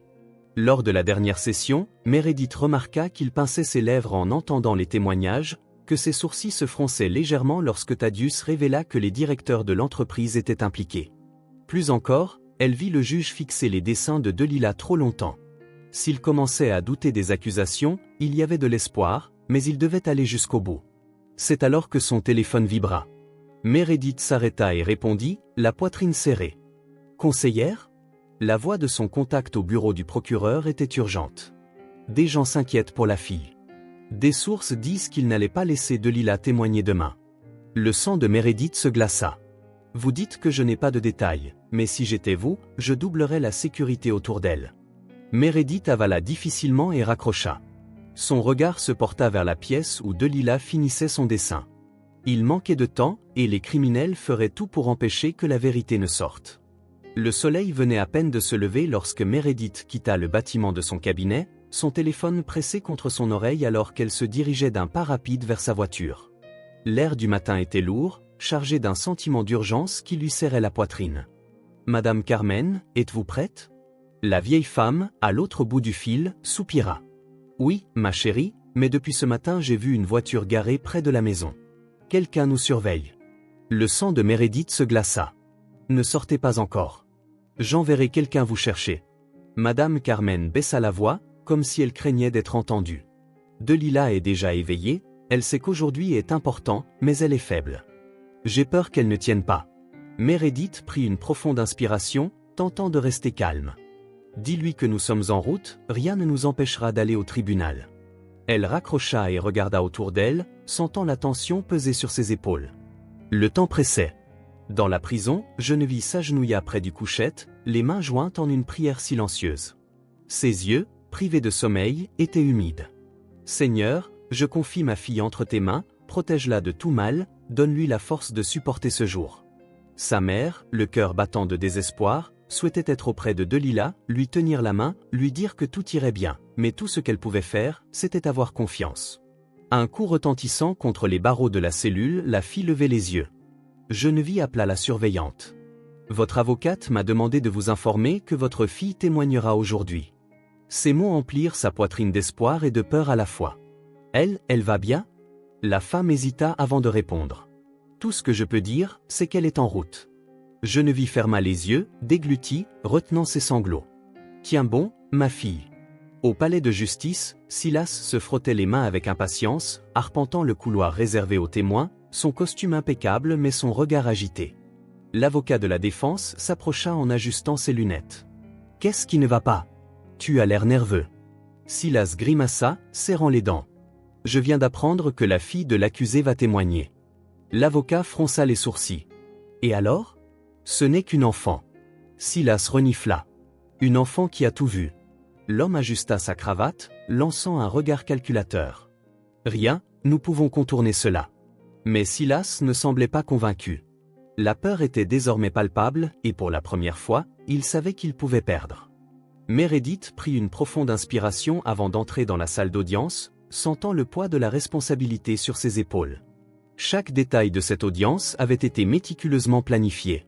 La stratégie était claire. Construire le dossier étape par étape en commençant par les preuves techniques, présenter les témoignages au moment précis, pour culminer sur l'élément clé, le cahier de dessin de Delila. Elle savait que l'impact émotionnel de ce journal visuel pouvait faire s'écrouler n'importe quel argument de l'accusation. Elle se dirigea vers la table de la défense, arrangeant les documents avec une précision chirurgicale. Lorsqu'elle leva les yeux, elle vit Silas, de l'autre côté de la salle, son expression rigide, sa mâchoire serrée. Il savait que cette audience serait décisive. Le juge entra, et le murmure qui emplissait la salle se dissipa. Une voix ferme annonça le début de la session, et Meredith se leva, adoptant un ton professionnel et confiant. « Votre honneur, la défense va commencer à présenter les preuves démontrant l'innocence de l'accusée Geneviève Alves et exposant le stratagème criminel dont elle a été victime. Pour ce faire, nous ferons appel à des témoins et présenterons des documents éclairant comment le détournement des médicaments a été organisé. » Elle fit une pause, analysant la réaction du juge. Il écoutait attentivement, mais quelque chose dans sa posture indiquait qu'il envisageait les informations différemment qu'auparavant. Meredith comprit que la révélation de sa connexion avec l'entreprise pesait sur sa conscience. S'il hésitait, il craindrait que sa réputation ne soit compromise. Le premier à témoigner fut Thaddeus Callaway. L'ancien employé resta ferme en rapportant comment les médicaments avaient été détournés, expliquant en détail les altérations dans les registres et la manipulation des caméras de sécurité. Il confirma que Silas supervisait le stratagème et que Geneviève avait été choisie comme bouc émissaire parce qu'elle était une employée exemplaire, sans antécédents pouvant éveiller les soupçons. Lorsque le procureur tenta de contre-attaquer en insinuant que Thaddeus cherchait à se venger d'avoir été licencié, Meredith réagit immédiatement, glissant un rapport sur le bureau du juge. Voici des registres d'autres employés ayant quitté l'entreprise dans des circonstances similaires, tous rapportant des irrégularités internes, mais aucun d'eux n'a pu parler auparavant, par crainte de représailles. Le juge examina les documents, hochant lentement la tête. Pour la première fois depuis le début de l'affaire, la balance commençait à pencher en faveur de la défense. Le moment crucial approchait. Meredith prit le cahier de dessin de Delila, ressentant l'importance de l'objet entre ses mains. Elle se dirigea vers le centre de la salle, se tournant vers le jury, et leva le cahier. Voici la preuve la plus innocente, en même temps, la plus dévastatrice dans cette affaire. Delila Alves, fille de l'accusé, a été présente lors de nombreux événements ayant conduit à l'emprisonnement injuste de sa mère. Sans comprendre la gravité de ce qu'elle a vu, elle a tout consigné. La salle tomba dans un silence absolu. Meredith ouvrit le cahier et feuilleta les pages. Dans ses dessins, nous avons des enregistrements visuels des mouvements nocturnes de camions. Ici, nous pouvons voir des caisses retirées de l'entreprise sans aucun enregistrement officiel, et ici, elle a dessiné une page où une silhouette d'homme tient une enveloppe. Nous voyons l'échange d'argent entre un superviseur et un tiers ici, c'est Silas, dont la respiration s'est nettement accélérée. Le juge se pencha en avant, ses yeux fixés sur le cahier. La défense affirme que ces dessins correspondent exactement aux actions enregistrées dans les documents présentés. Meredith hocha la tête. Non seulement nous l'affirmons, mais nous le prouvons. Nous avons récupéré des images de la caméra de sécurité qui s'alignaient parfaitement avec ces archives visuelles réalisées par une enfant. Delila, sans le savoir, a documenté la vérité d'une manière que personne ne peut contester. Le procureur tenta d'objecter, arguant que les dessins étaient subjectifs, mais Meredith avait déjà anticipé cela. Elle se tourna vers la dernière page et montra un dessin récent, réalisé la nuit précédente. Et voici le dernier dessin de Delilah, fait alors qu'elle était hospitalisée. Ce qu'il révèle sera expliqué par elle-même. Le murmure reprit dans la salle. Silas ajusta sa cravate, son regard fixé sur le cahier. Geneviève, depuis le banc des accusés, porta la main à sa bouche pour retenir ses larmes, et pour la première fois, le juge montra une incertitude palpable. Ils avaient atteint le point de bascule. Il ne restait plus qu'à voir ce qui se passerait ensuite. Delilah feuilletait les pages de son cahier, ses doigts tremblants, ses yeux scrutant chaque trait comme s'il cherchait quelque chose qu'elle aurait pu manquer. L'hôpital était silencieux à cette heure tardive, hormis le bip continu des moniteurs autour d'elle. Madame Carmen, assise à côté de la fille, tenait tendrement sa petite main. « Ma chère, tu dois te reposer. Demain sera un jour important. » Mais Delilah secoua la tête, résolue. « Je dois me souvenir de tout. Je ne peux rien oublier. Chaque dessin est un fragment de la vérité, une parcelle de ce que mes yeux ont capté quand personne ne faisait attention. » Elle savait qu'au tribunal, elle devrait parler clairement, montrer tout ce qu'elle avait gardé secret. C'était sa seule chance de sauver sa mère. À quelques kilomètres, le juge était assis à son bureau, les faibles lumières illuminant les piles de documents éparpillés dans son office. Le silence ambiant ne faisait qu'alourdir le poids de l'information devant lui. Il passa ses mains sur son visage, épuisé, car quelque chose dans ce procès ne sonnait pas juste. Il feuilletait à nouveau les registres des entrées de médicaments, les comparant au rapport d'inventaire. Les chiffres ne concordaient pas, ils avaient été manipulés, les détournements dissimulés derrière de faux rapports. Il prit un autre document et sentit son estomac se nouer en réalisant que la signature utilisée pour confirmer la pénurie venait d'un employé qui n'était même pas présent dans l'entreprise à l'époque. Ce qui avait commencé comme une simple affaire de vol s'était transformé en quelque chose de bien plus sombre, et demain, si la défense apportait des preuves concrètes, il devrait choisir entre ignorer les faits ou affronter quelque chose qui pourrait faire tomber des noms puissants. Pendant ce temps, dans un bureau loin du centre-ville, Silas faisait tourner un verre de whisky entre ses doigts, le liquide ambré se déplaçant lentement sous la lumière tamisée d'une lampe.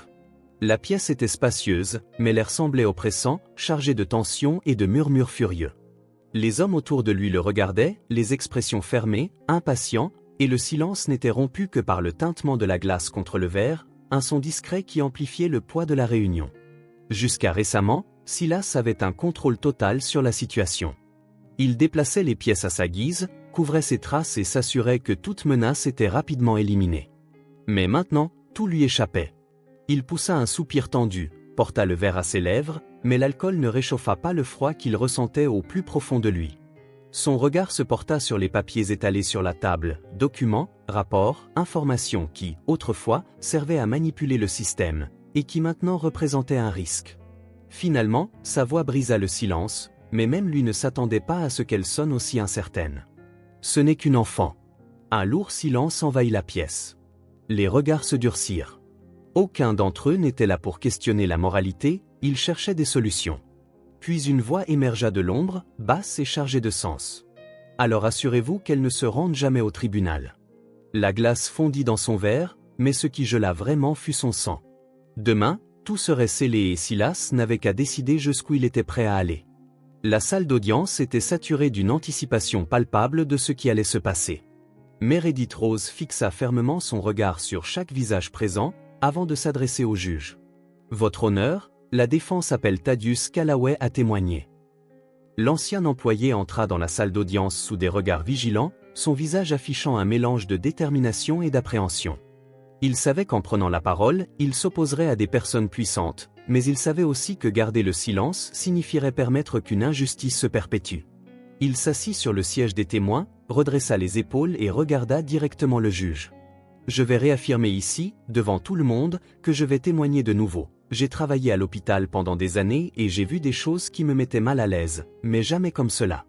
Ce qui est arrivé à Geneviève n'était pas une erreur, c'était un plan. » Des murmures résonnèrent dans la salle d'audience. Silas garda une expression impassible, mais ses doigts agrippaient le bras de la chaise. Le juge se pencha légèrement en avant. « Allez-y, monsieur Callaway. » Thaddeus prit une profonde inspiration. Il y avait un stratagème au sein de l'entreprise. Des médicaments coûteux étaient régulièrement détournés et revendus illégalement. Tout était enregistré de manière à faire croire qu'il n'avait jamais existé. La seule façon pour quelqu'un de s'en apercevoir était de comparer les lots entrants et sortants. Il fit une pause avant de continuer. Il se trouve que Geneviève fut utilisée comme distraction. Lorsque le détournement commença à attirer l'attention, quelqu'un devait être blâmé, et c'est elle qui fut choisie. Meredith se promenait lentement dans la salle d'audience, sa voix tranchante. Pouvez-vous affirmer que l'accusé n'a jamais participé à ce stratagème? Thaddeus hocha la tête sans hésitation.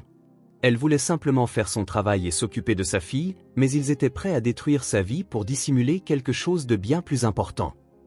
L'accusation tenta de le discréditer en insinuant que son témoignage était motivé par une vengeance suite à son licenciement, mais Meredith était préparée. Elle saisit une télécommande et la pointa vers un écran installé sur le mur latéral. La défense souhaite présenter de nouvelles preuves. L'écran scintilla, puis les images apparurent. Il s'agissait d'une séquence de vidéosurveillance récupérée, l'une des rares que Silas n'avait pas réussi à effacer. Elle montrait clairement des boîtes enlevées par des employés en dehors des heures de travail, des hommes chargeant des caisses sur un camion. Ce qui attira l'attention fut la silhouette de Silas en arrière-plan, en conversation avec un homme qui remettait une enveloppe. Les jurés se rapprochèrent, les yeux fixés sur l'écran. Meredith mit l'image en pause pour zoomer sur un détail. Le superviseur de l'entreprise, qui aurait dû s'assurer que les stocks étaient corrects, apparaît ici en train de recevoir un paiement. Mais le plus choquant, c'est que cet enregistrement coïncide exactement avec la date à laquelle Geneviève a été accusée de vol. Le même jour où elle était prétendument en train de détourner des médicaments, une opération bien plus élaborée était en cours. Le juge fronça les sourcils, ses doigts tambourinant sur le banc. L'accusation se déplaça, mais rien ne fut dit. Silas ajusta sa posture, mais la sueur sur son front commençait à briller sous les lumières de la salle d'audience. C'est à ce moment que Delilah, jusque-là restée silencieuse, se déplaça en fauteuil roulant et posa le carnet sur ses genoux. Elle leva les yeux vers le juge, sa voix petite mais ferme. « Moi aussi, j'ai vu. » Le silence fut absolu. Geneviève déglutit, le cœur battant la chamade. Meredith se tourna vers Delilah, agenouillée à côté d'elle. « Veux-tu montrer ce que tu as dessiné, Delilah ?» La fillette hocha la tête et ouvrit le carnet, feuilletant soigneusement les pages jusqu'à s'arrêter sur un dessin précis. « Voici le premier, » dit-elle en levant la feuille pour que tout le monde puisse la voir. Le dessin enfantin montrait des personnages portant des boîtes dans un grand véhicule. La simplicité des traits cachait la précision de ce qui avait été représenté. Je dessinais à ma petite table dans la cuisine de l'entreprise. J'aime dessiner en attendant maman, mais cette nuit-là, j'ai vu des hommes porter des boîtes et ils semblaient pressés. Delilah passa à la page suivante. La salle d'audience regardait en silence, tous captivés par le récit d'une enfant qui avait, sans le vouloir, documenté un crime. Dans le nouveau dessin, on voyait une silhouette recevant une enveloppe. Cet homme, je l'ai vu 2 fois, il prenait toujours des enveloppes à un autre homme en costume. Meredith se tourna vers Silas. Cet homme en costume ressemble beaucoup à celui de la séquence, n'est-ce pas? Le superviseur se tendit mais resta silencieux. Delilah continua à feuilleter son carnet, chaque page renfermant un détail crucial, un morceau du puzzle que personne n'avait remarqué auparavant. Sa voix était faible, mais sa conviction était forte. Il pensait que personne ne regardait, mais j'ai vu. J'ai simplement dessiné ce que j'ai vu. La dernière page du carnet fit pâlir Silas. Le dessin montrait quelque chose d'inattendu, un croquis simple mais indéniable du superviseur lui-même, à l'intérieur du bureau, tenant une feuille qui semblait être un document. J'ai vu cet homme dans la pièce où maman travaille, il regardait des papiers et avait l'air très nerveux. C'était juste avant que maman ne soit arrêtée. Meredith se tourna vers les jurés. Voici la preuve suprême, une enfant qui ignorait tout du stratagème, qui n'a jamais été influencée, a simplement dessiné la vérité, car elle a vu. Et les enfants ne mentent pas comme les adultes. La salle d'audience éclata de murmures. Silas perdit enfin sa contenance, se penchant en avant. C'est un scandale. On ne peut pas prendre au sérieux les gribouillis d'une enfant comme preuve. Le juge leva la main, appelant au silence, son regard était sérieux, lourd, reflétant l'impact de ce qu'il venait de voir. L'accusation souhaite-t-elle argumenter contre cela? Le procureur hésita, ses yeux scrutant les expressions dans la salle d'audience. Il était évident que la défense venait de porter un coup dévastateur. Les murmures parmi les présents se firent plus forts, une tension électrique flottait dans l'air. Meredith, de son côté, croisa les bras, se penchant légèrement en avant de fixer son regard sur Silas. « Si ce ne sont que des gribouillis, pourquoi es-tu si nerveux ?» Sa voix était ferme et tranchante. Le superviseur déglutit, les mains serrées en poing sur la table, mais il ne répondit pas. Pour la première fois, son silence valait plus que n'importe quel mot. Le juge resta silencieux un long moment, ses yeux fixés sur Delilah, absorbant chaque mot que la fillette avait prononcé. L'innocence de sa voix, la précision des détails qu'elle décrivait, sans même comprendre pleinement l'impact de ses paroles, rendaient impossible d'ignorer la vérité. Il prit une profonde inspiration, son expression devenant impénétrable, se tourna vers Silas. « Monsieur Silas, souhaitez-vous dire quelque chose en votre défense à la lumière de ces preuves ?» Sa voix était ferme, mais portait un poids émotionnel, comme si le juge savait déjà qu'il n'existait plus aucun moyen de nier les faits. Silas ajusta sa cravate, mais ses mains tremblaient. Il essaya de maintenir sa posture, un léger sourire forcé sur les lèvres, tandis que la sueur coulait sur son front. « Votre honneur, avec tout le respect que je vous dois, nous parlons de dessein d'enfant et d'un témoignage basé sur l'imagination d'un enfant. Cela ne peut être traité comme une preuve concrète. » Sa voix faiblit lorsqu'il remarqua que les jurés n'étaient pas du tout convaincus. Meredith s'avança, tenant le carnet de Delilah et feuilletant calmement ses pages. « Monsieur Silas, Madame Alves a été accusée de vol la nuit même où votre entreprise menait des opérations illégales. Ici, nous avons des enregistrements montrant des disparitions de médicaments sans justification officielle, et dans ce dessin, une enfant a capturé des détails que personne d'autre n'avait remarqués. Vous pouvez nier les enregistrements, essayer d'effacer des documents, mais que ferez-vous de cela? Comment expliquez-vous que Delilah, sans aucune influence extérieure, ait dessiné exactement ce qui s'est passé cette nuit-là? » Les yeux de Silas s'écarquillèrent légèrement et il humidifia ses lèvres. La pièce était si silencieuse qu'on pouvait entendre la respiration étouffée de ceux présents. Le juge reprit la parole, sa voix plus ferme maintenant. « Monsieur Silas, je vous donne l'occasion d'éclaircir ces événements, sinon je prendrai les mesures appropriées pour ouvrir une nouvelle enquête. » Le superviseur passa la main sur son visage et sa façade commença à s'effriter. La sueur coulait sur son front et ses mains tremblaient légèrement. Le poids de la vérité l'écrasait. Geneviève, depuis le banc des accusés, regardait la scène, le cœur battant la chamade. Pendant si longtemps, elle avait rêvé de ce moment, mais craignait de ne jamais le voir se réaliser. Maintenant, devant ses yeux, l'homme qui avait détruit sa vie se retrouvait acculé par la vérité. Silas s'éclaircit la gorge sèche, et sa voix sortit rauque, presque un murmure. Je n'étais pas le seul, il y avait d'autres personnes impliquées, je ne faisais qu'obéir aux ordres. La confession tomba comme un coup de tonnerre dans la salle d'audience, et l'impact fut immédiat. Des murmures éclatèrent. Le procureur se déplaça sur sa chaise et Meredith garda les yeux fixés sur le superviseur, sachant qu'il venait de tirer sur le fil qui allait démêler tout le réseau criminel. La vérité venait enfin à la lumière. La salle d'audience retomba dans un silence absolu lorsque le juge prit une profonde inspiration et regarda Geneviève, ses yeux reflétant la gravité du moment, mais aussi la clarté de quelqu'un qui voyait enfin la vérité. D'un ton solennel, il s'adressa à l'accusé, dont la vie avait été détruite par une fausse accusation. Après un examen approfondi des preuves présentées, ainsi que des nouveaux témoignages et de la confession de M. Silas, ce tribunal déclare Geneviève Alves innocente de toutes les charges. Le son du marteau du juge résonna dans la pièce, et pendant un moment, tout sembla s'arrêter. Geneviève cligna des yeux plusieurs fois, comme si elle avait besoin de temps pour assimiler ces mots. Innocente. Le fardeau qu'elle avait porté pendant des mois avait enfin été levé, et l'émotion était écrasante. Ses mains tremblaient alors qu'un gardien s'approchait pour déverrouiller les menottes qu'il avait retenues si longtemps. Dès que le métal froid glissa de ses poignets, ses yeux se tournèrent immédiatement vers Delilah. La fillette, bien que faible, trouva la force de se lever du fauteuil roulant. Son petit corps tremblait encore, mais la volonté d'atteindre sa mère était plus forte que n'importe quelle douleur. Le regard de Geneviève se remplit de larmes en voyant sa fille s'avancer timidement vers elle.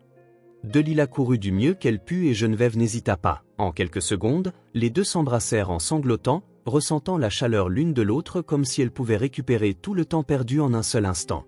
« Mon amour, c'est fini, maman est là. » Geneviève murmura à travers ses larmes, tenant Delilah contre sa poitrine comme si elle ne voulait jamais la lâcher. Les spectateurs regardaient la scène, les yeux embués, certains jurés essuyant discrètement leurs larmes, tandis que Madame Carman, debout à côté de Meredith, pressait ses mains contre sa poitrine et murmurait des remerciements émus. Mais de l'autre côté de la salle d'audience, le dénouement était tout autre. Silas et ses complices étaient encerclés par des agents des forces de l'ordre. L'homme qui avait maintenu une attitude arrogante pendant si longtemps se retrouvait maintenant acculé, incapable de s'échapper. Son visage était pâle, sa fausse confiance s'effritant face au verdict. Alors que les agents commençaient à le menotter, il tenta encore d'argumenter, mais sa voix lui fit défaut. « Vous ne pouvez pas faire ça. Je n'ai pas agi seul. » Le juge lui jeta un regard sévère. « Toutes les informations seront investiguées et ceux qui sont responsables paieront pour leurs crimes. » Mais dans ce tribunal, la vérité a été révélée. Le public regardait pendant que les criminels étaient emmenés un à un. La justice était enfin rendue. Geneviève ferma les yeux un instant, tenant Delilah dans ses bras. Tout ce qu'elle désirait maintenant, c'était rentrer chez elle. L'impact de la décision du tribunal résonnait au-delà de la salle d'audience. La presse se hâta de rapporter le retournement de situation choquant de l'affaire, exposant les failles du système et la corruption au sein de l'hôpital. Des images de Geneviève libérée et embrassant Delilah furent diffusées sur toutes les chaînes, touchant profondément le public. L'indignation générale poussa le petit hôpital impliqué dans le scandale à faire une déclaration. Dans une tentative de réparer une partie des dégâts causés, une annonce fut faite. Delilah aurait accès aux meilleurs traitements médicaux disponibles, sans frais, toutes les dépenses étant entièrement couvertes. Geneviève apprit la nouvelle avec un mélange de soulagement et d'incrédulité. Après tant de souffrance, sa fille recevrait enfin les soins dont elle avait toujours eu besoin, sans avoir à se soucier de l'argent. Tenant les mains de Delilah, elle sourit, ses yeux encore humides des larmes versées. « Maintenant, tu vas aller bien, mon amour, maman te le promet. » Delilah, encore faible, reposa sa tête sur l'épaule de sa mère et sourit faiblement. « Maintenant, nous pouvons rentrer à la maison. » Geneviève embrassa le front de sa fille, son cœur palpitant à ces mots, « Oui, mon ange, à la maison. » Pendant ce temps, la brillante performance de Meredith durant le procès ne passa pas inaperçue. Son nom résonna dans les couloirs du palais de justice. En quelques jours, la nouvelle qui allait changer sa vie professionnelle à jamais arriva. L'accusation reconnut son talent et son dévouement sans faille à l'affaire, ce qui lui valut une promotion bien méritée. Lorsqu'elle reçut l'appel, Meredith resta silencieuse un instant, absorbant le poids de ses mots. « Vous avez prouvé que vous étiez une avocate exceptionnelle, Meredith. Le tribunal a besoin de professionnels comme vous. » Elle sourit, fière non seulement de cette reconnaissance, mais aussi d'avoir servi la justice. Madame Carmen, à son tour, fut honorée lors d'un événement communautaire où elle reçut une plaque de reconnaissance pour sa loyauté et son dévouement. La femme âgée qui n'avait jamais cherché rien de plus qu'à aider Geneviève et Delilah fut émue d'être appelée sur scène, recevant les applaudissements de tout le quartier. « Je n'y serais jamais arrivé sans toi. » La justice avait enfin été rendue et tous ceux qui s'étaient battus pour elle étaient récompensés. Mais par-dessus tout, Geneviève et Delilah étaient de nouveau réunis, et c'était la plus grande victoire de toutes. Le soleil du matin entrait doucement par la fenêtre, illuminant le petit salon où Delilah était assise, un crayon de couleur à la main, concentré sur son nouveau dessin. Des mois s'étaient écoulés depuis ce procès qui avait changé leur vie à jamais, et maintenant, la fillette était en pleine santé, débordante d'énergie et de sourire. Le mur racontait sa propre histoire. Les dessins qui avaient sauvé sa mère étaient encadrés, exposés avec soin, en rappel que la vérité et le courage d'une enfant avaient pu servir la justice. Geneviève entra dans la pièce et s'arrêta un instant, observant sa fille dessiner, son cœur se réchauffant en remarquant l'expression sereine sur le visage de Delilah, si différente de celle de la petite fille qui, quelques mois auparavant, luttait contre la maladie et l'absence de sa mère. Maintenant, tout était à sa place. « Qu'est-ce que tu dessines, mon amour ?» demanda Geneviève en s'approchant et en passant la main dans les cheveux doux de sa fille. Delilah sourit sans quitter des yeux le papier. « Notre maison et tous ceux qui nous ont aidés. » Dans le dessin figuraient Geneviève, Delilah, Madame Carman, Meredith, ainsi que les médecins et les infirmières de l'hôpital. En arrière-plan, un grand soleil brillait dans le ciel. Geneviève sentit ses yeux se remplir de larmes. « C'est parfait, mon amour, exactement comme notre vie maintenant. » La nuit tomba, et alors que Delilah dormait paisiblement dans son lit, Geneviève se tenait dans l'embrasure de la porte, la regardant. Il y a un an, elle se demandait si elle aurait encore des nuits comme celle-ci, si elle aurait encore la chance de voir sa fille grandir. Maintenant, la réponse se trouvait dans chaque souffle doux, dans chaque battement de ce cœur fort. Elle ferma les yeux un instant, remerciant silencieusement, La bataille avait été difficile, mais elles avaient gagné, et ce n'était que le début d'une vie pleine de nouvelles histoires à raconter. Le nom de Meredith Vaughn n'était plus celui d'une avocate parmi tant d'autres. En seulement un an, sa carrière prit un tournant qu'elle n'aurait jamais imaginé. L'affaire de Geneviève Winslow n'était pas seulement une victoire au tribunal, c'était un tournant, l'étincelle qui avait déclenché quelque chose de bien plus grand en elle. Ce fut à cet instant précis, en voyant une mère innocente libérée et embrasser sa fille après tant de souffrances, que Meredith sut qu'elle ne pouvait s'arrêter là. Depuis lors, elle s'est dévouée sans relâche à la lutte pour les personnes qui, comme Geneviève, avaient été écrasées par un système injuste, victimes de fausses accusations et de structures corrompues par le pouvoir et la cupidité. Elle devint une experte en droit civil et en défense des victimes de montages judiciaires, et avec le temps, son nom devint redouté par les entreprises et les puissantes figures qui agissaient autrefois en toute impunité. Ce matin-là, Meredith marcha d'un pas assuré dans l'imposant bâtiment où se trouvait son nouveau bureau. Elle n'était plus une simple avocate, elle avait désormais son propre cabinet, un espace dédié aux affaires d'injustice, en particulier celles impliquant des travailleurs injustement accusés par de grandes entreprises.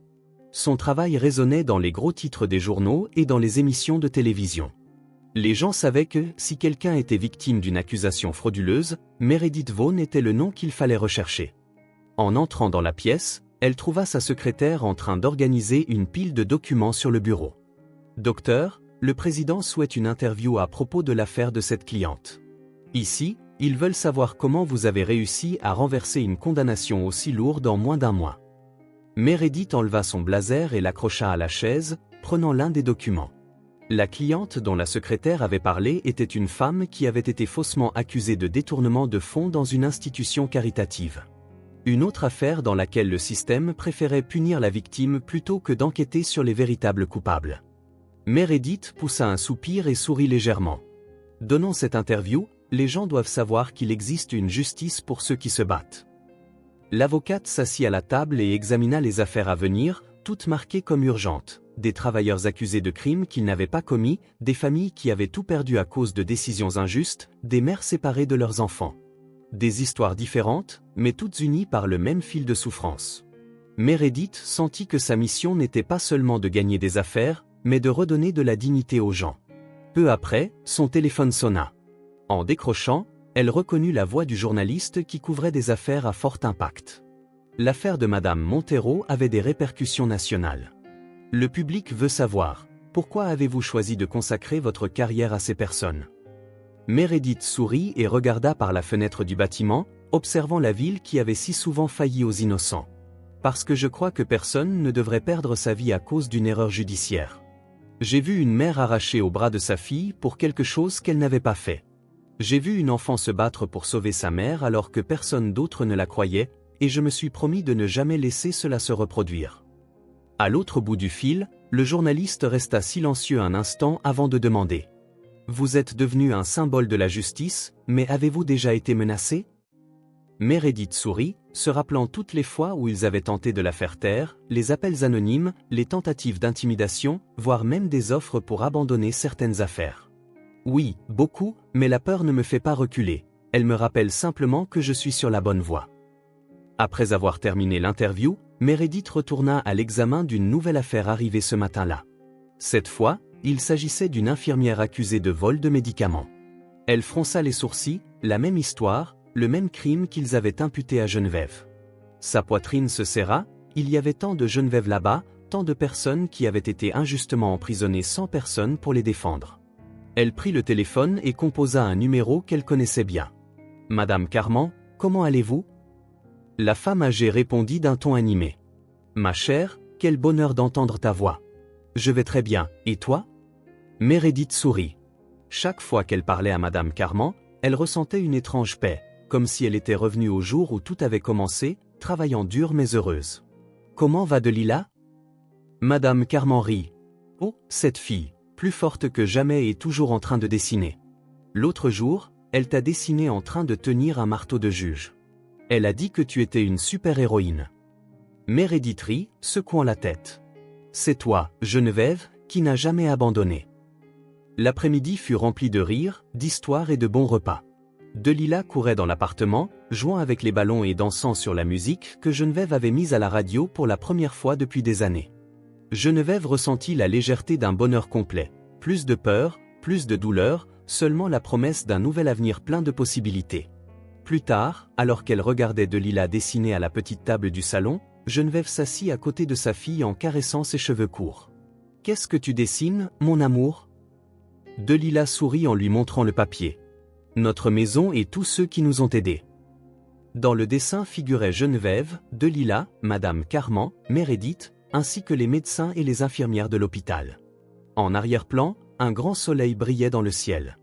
Geneviève sentit ses yeux se remplir de larmes. « C'est parfait, mon amour, exactement comme notre vie maintenant. » La nuit tomba, et alors que Delila dormait paisiblement dans son lit, Geneviève se tenait dans l'embrasure de la porte, la regardant. Il y a un an, elle se demandait si elle aurait encore des nuits comme celle-ci, si elle aurait encore la chance de voir sa fille grandir. Maintenant, la réponse se trouvait dans chaque souffle doux, dans chaque battement de ce cœur fort. Elle ferma les yeux un instant, remerciant silencieusement. La bataille avait été difficile, mais elles avaient gagné, et ce n'était que le début d'une vie pleine de nouvelles histoires à raconter. Le nom de Meredith Vaughn n'était plus celui d'une avocate parmi tant d'autres. En seulement un an, sa carrière avait pris un tournant qu'elle n'aurait jamais imaginé. L'affaire de Geneviève Winslow n'était pas seulement une victoire au tribunal, c'était un tournant, l'étincelle qui avait déclenché quelque chose de bien plus grand en elle. Ce fut à cet instant précis, en voyant une mère innocente libérée et embrasser sa fille après tant de souffrances, que Meredith sut qu'elle ne pouvait s'arrêter là. Depuis lors, elle s'est dévouée sans relâche à la lutte pour les personnes qui, comme Geneviève, avaient été écrasées par un système injuste, victimes de fausses accusations et de structures corrompues par le pouvoir et la cupidité. Elle devint une experte en droit civil et en défense des victimes de montages judiciaires, et avec le temps, son nom devint redouté par les entreprises et les puissantes figures qui agissaient autrefois en toute impunité.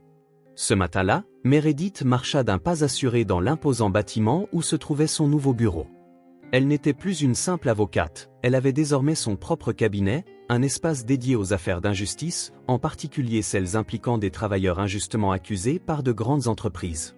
Son travail résonnait dans les gros titres des journaux et dans les émissions de télévision. Les gens savaient que, si quelqu'un était victime d'une accusation frauduleuse, Meredith Vaughn était le nom qu'il fallait rechercher. Alors qu'elle traversait les couloirs du palais de justice, elle sentit les regards admiratifs d'autres avocats, procureurs et même de juges, qui savaient désormais exactement qui elle était. Meredith Vaughn n'était plus simplement une avocate, elle était la voix de ceux qui n'avaient jamais été entendus. Et ce jour-là, comme tous les autres, elle se battrait à nouveau. Pendant ce temps, la cellule froide et impersonnelle était désormais le seul monde de Silas. Le petit espace, avec ses murs gris et sans vie, reflétait parfaitement la sensation d'étouffement qui grandissait en lui chaque jour. Le temps, autrefois son allié dans le sombre business qu'il dirigeait, était désormais son plus grand ennemi. Chaque minute semblait s'étirer en une éternité. Le silence dans la prison était différent de tout ce qu'il avait jamais connu. Ce n'était pas un silence de repos, mais celui d'un poids constant, où sa conscience faisait écho à des vérités. Il avait passé sa vie à tenter d'ignorer sa condamnation, qui comprenait de nombreuses années de prison pour détournement de médicaments, fraude et manipulation de preuves. Mais au-delà de cela, le juge avait imposé quelque chose qu'il n'avait jamais imaginé devoir affronter, des travaux d'intérêt général dans un hôpital public spécialisé dans le traitement du cancer de l'enfance. Le système comprenait que des criminels comme lui devaient non seulement purger une peine, mais aussi apprendre. Être confronté aux vies qu'il avait contribué à détruire était une punition bien plus sévère que toute cellule de prison ne pouvait offrir. Le premier matin, il fut emmené à l'hôpital pour commencer son travail obligatoire. Silas garda une expression impassible, l'uniforme beige du prisonnier contrastait avec l'immaculée propreté de l'environnement, et il remarqua les regards qu'il recevait, certains empreints de curiosité, d'autres de dédain. Il était un criminel, et tout le monde le savait. Son superviseur, un homme d'âge moyen au regard fatigué mais bienveillant, lui remit une blouse blanche. « Tu vas être affecté au service pédiatrique. Nous avons besoin de quelqu'un pour aider à l'organisation, livrer les fournitures et accompagner les patients à leurs examens. Ne pense pas que c'est optionnel, tu feras cela tous les jours. » Pendant un instant, Silas ressentit l'envie de répondre avec arrogance, comme il le faisait autrefois lorsqu'il était au pouvoir, mais maintenant il n'y avait plus personne pour le flatter, pour le craindre. Il se contenta de hocher la tête, prit la blouse et suivit l'homme dans les couloirs bien éclairés.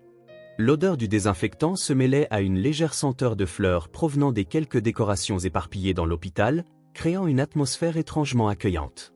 Mais pas pour lui, Il voulait être loin de cet endroit, loin des souvenirs qui le hantaient. Pourtant, la justice avait été claire, il resterait là jusqu'à ce qu'il apprenne. Le premier jour, son travail était simple, organiser les matériaux, charger des caisses de fournitures et nettoyer certaines zones communes. Il évitait de regarder les enfants qui passaient dans les couloirs, poussés en fauteuil roulant ou portant des supports pour perfusion. Il ne voulait pas voir leur visage, ni ressentir ce que cela lui faisait, mais il était impossible de les ignorer. Ils étaient partout, certains, sans cheveux à cause de la chimiothérapie, d'autres avec des yeux fatigués mais emplis d'un espoir qu'ils ne pouvaient comprendre. Le troisième jour, on lui ordonna d'emmener l'un des petits patients dans la salle d'examen. Il hésita en voyant la fillette à la peau pâle, arborant une expression sereine, qui le regardait. « M'emmèneras-tu » demanda-t-elle avec un léger sourire. Il hocha la tête, pour la première fois depuis longtemps, sentit sa voix lui faire défaut en répondant « Oui ». Au fil des jours, il apprit à connaître ses enfants. Malgré lui, il apprit leurs noms, écouta leurs histoires. Un garçon de 7 ans lui parla de sa collection de petites voitures, une fille de 14 ans déclara qu'elle rêvait de devenir médecin, même si elle savait que son combat contre la maladie était loin d'être terminé. Et puis, Silas commença à réaliser quelque chose d'effrayant. Le médicament qu'il avait détourné était exactement ce dont ils avaient besoin pour continuer à se battre. La culpabilité le frappait comme un coup. Pendant des années, il avait justifié ses actions avec des rationalisations vides. L'entreprise fait assez de profit, cela ne fait pas tant de différence, quelqu'un aura toujours ce dont il a besoin. Mais maintenant, en regardant ses enfants qui souriaient même face à la douleur, il se rendit compte que oui, cela faisait une différence. Peut-être à cause de lui, certains de ses lits étaient vides, peut-être à cause de sa cupidité, certaines voix enfantines ne seraient plus jamais entendues dans cet hôpital. Une nuit, alors qu'il organisait les registres de médicaments dans la réserve, il sentit la présence du superviseur qui s'approchait. « Tu as fait du bon travail », dit l'homme en l'observant un moment avant de continuer, « mais je vois qu'il y a quelque chose de lourd sur toi. » Silas laissa échapper un soupir, les yeux fixés sur l'étagère devant lui. « Si j'avais fait les bons choix, certains de ses enfants ne seraient pas là. » Sa voix était basse, chargée du poids d'une culpabilité qui grandissait chaque jour. Le superviseur croisa les bras en l'étudiant. Le regret n'est précieux que s'il est accompagné de changements. Tu ne peux pas revenir en arrière, mais tu peux décider de qui tu seras à partir de maintenant. Dans les jours suivants, quelque chose changea en Silas. Pour la première fois, il commença à se porter volontaire pour des tâches qu'il avait auparavant évitées. Il lisait des histoires aux enfants dans la salle de récréation, aidait à organiser les médicaments qu'il avait autrefois volés et apprenait même à gérer les petits détails qui faisaient la différence dans la journée d'un patient. Il vit de près les mères qui passaient des nuits blanches aux côtés de leurs enfants, les médecins qui se battaient pour maintenir chacun en vie, les infirmières qui devenaient une famille pour ces petits guerriers. Il voyait, et il ne pouvait plus détourner le regard. Au 6e mois, quelque chose se produisit qui le secoua profondément. L'une des filles à qui il parlait quotidiennement ne se présenta pas à la séance de dessin dans la salle de récréation.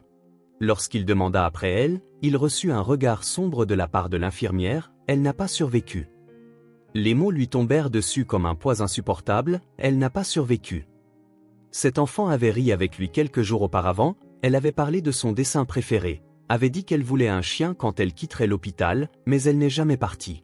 Cette nuit-là, pour la première fois depuis sa condamnation, Silas pleura. Il pleura non pas pour le temps qu'il passerait en prison ni pour le pouvoir qu'il avait perdu, mais pour tout ce qu'il avait fait, pour tout ce qu'il avait emporté. Lorsqu'il eut accompli 1 an de service obligatoire à l'hôpital, Silas fut convoqué au bureau du directeur. L'homme le regarda longuement avant de dire « Si tu veux continuer à venir, tu peux venir, mais maintenant en tant que volontaire. » Silas ne sut pas quoi répondre immédiatement, il avait encore plusieurs années de prison devant lui, mais cette nuit-là, en regardant son reflet dans le verre de la cellule, il réalisa quelque chose. Pour la première fois, il ne voyait pas seulement un criminel, il voyait un homme qui essayait de s'améliorer. Et il prit donc une décision. Lorsque le lendemain se leva, Silas prit l'uniforme beige de la prison, mit la blouse blanche par-dessus. Sans que personne n'ait besoin de le lui ordonner, il retourna à l'hôpital.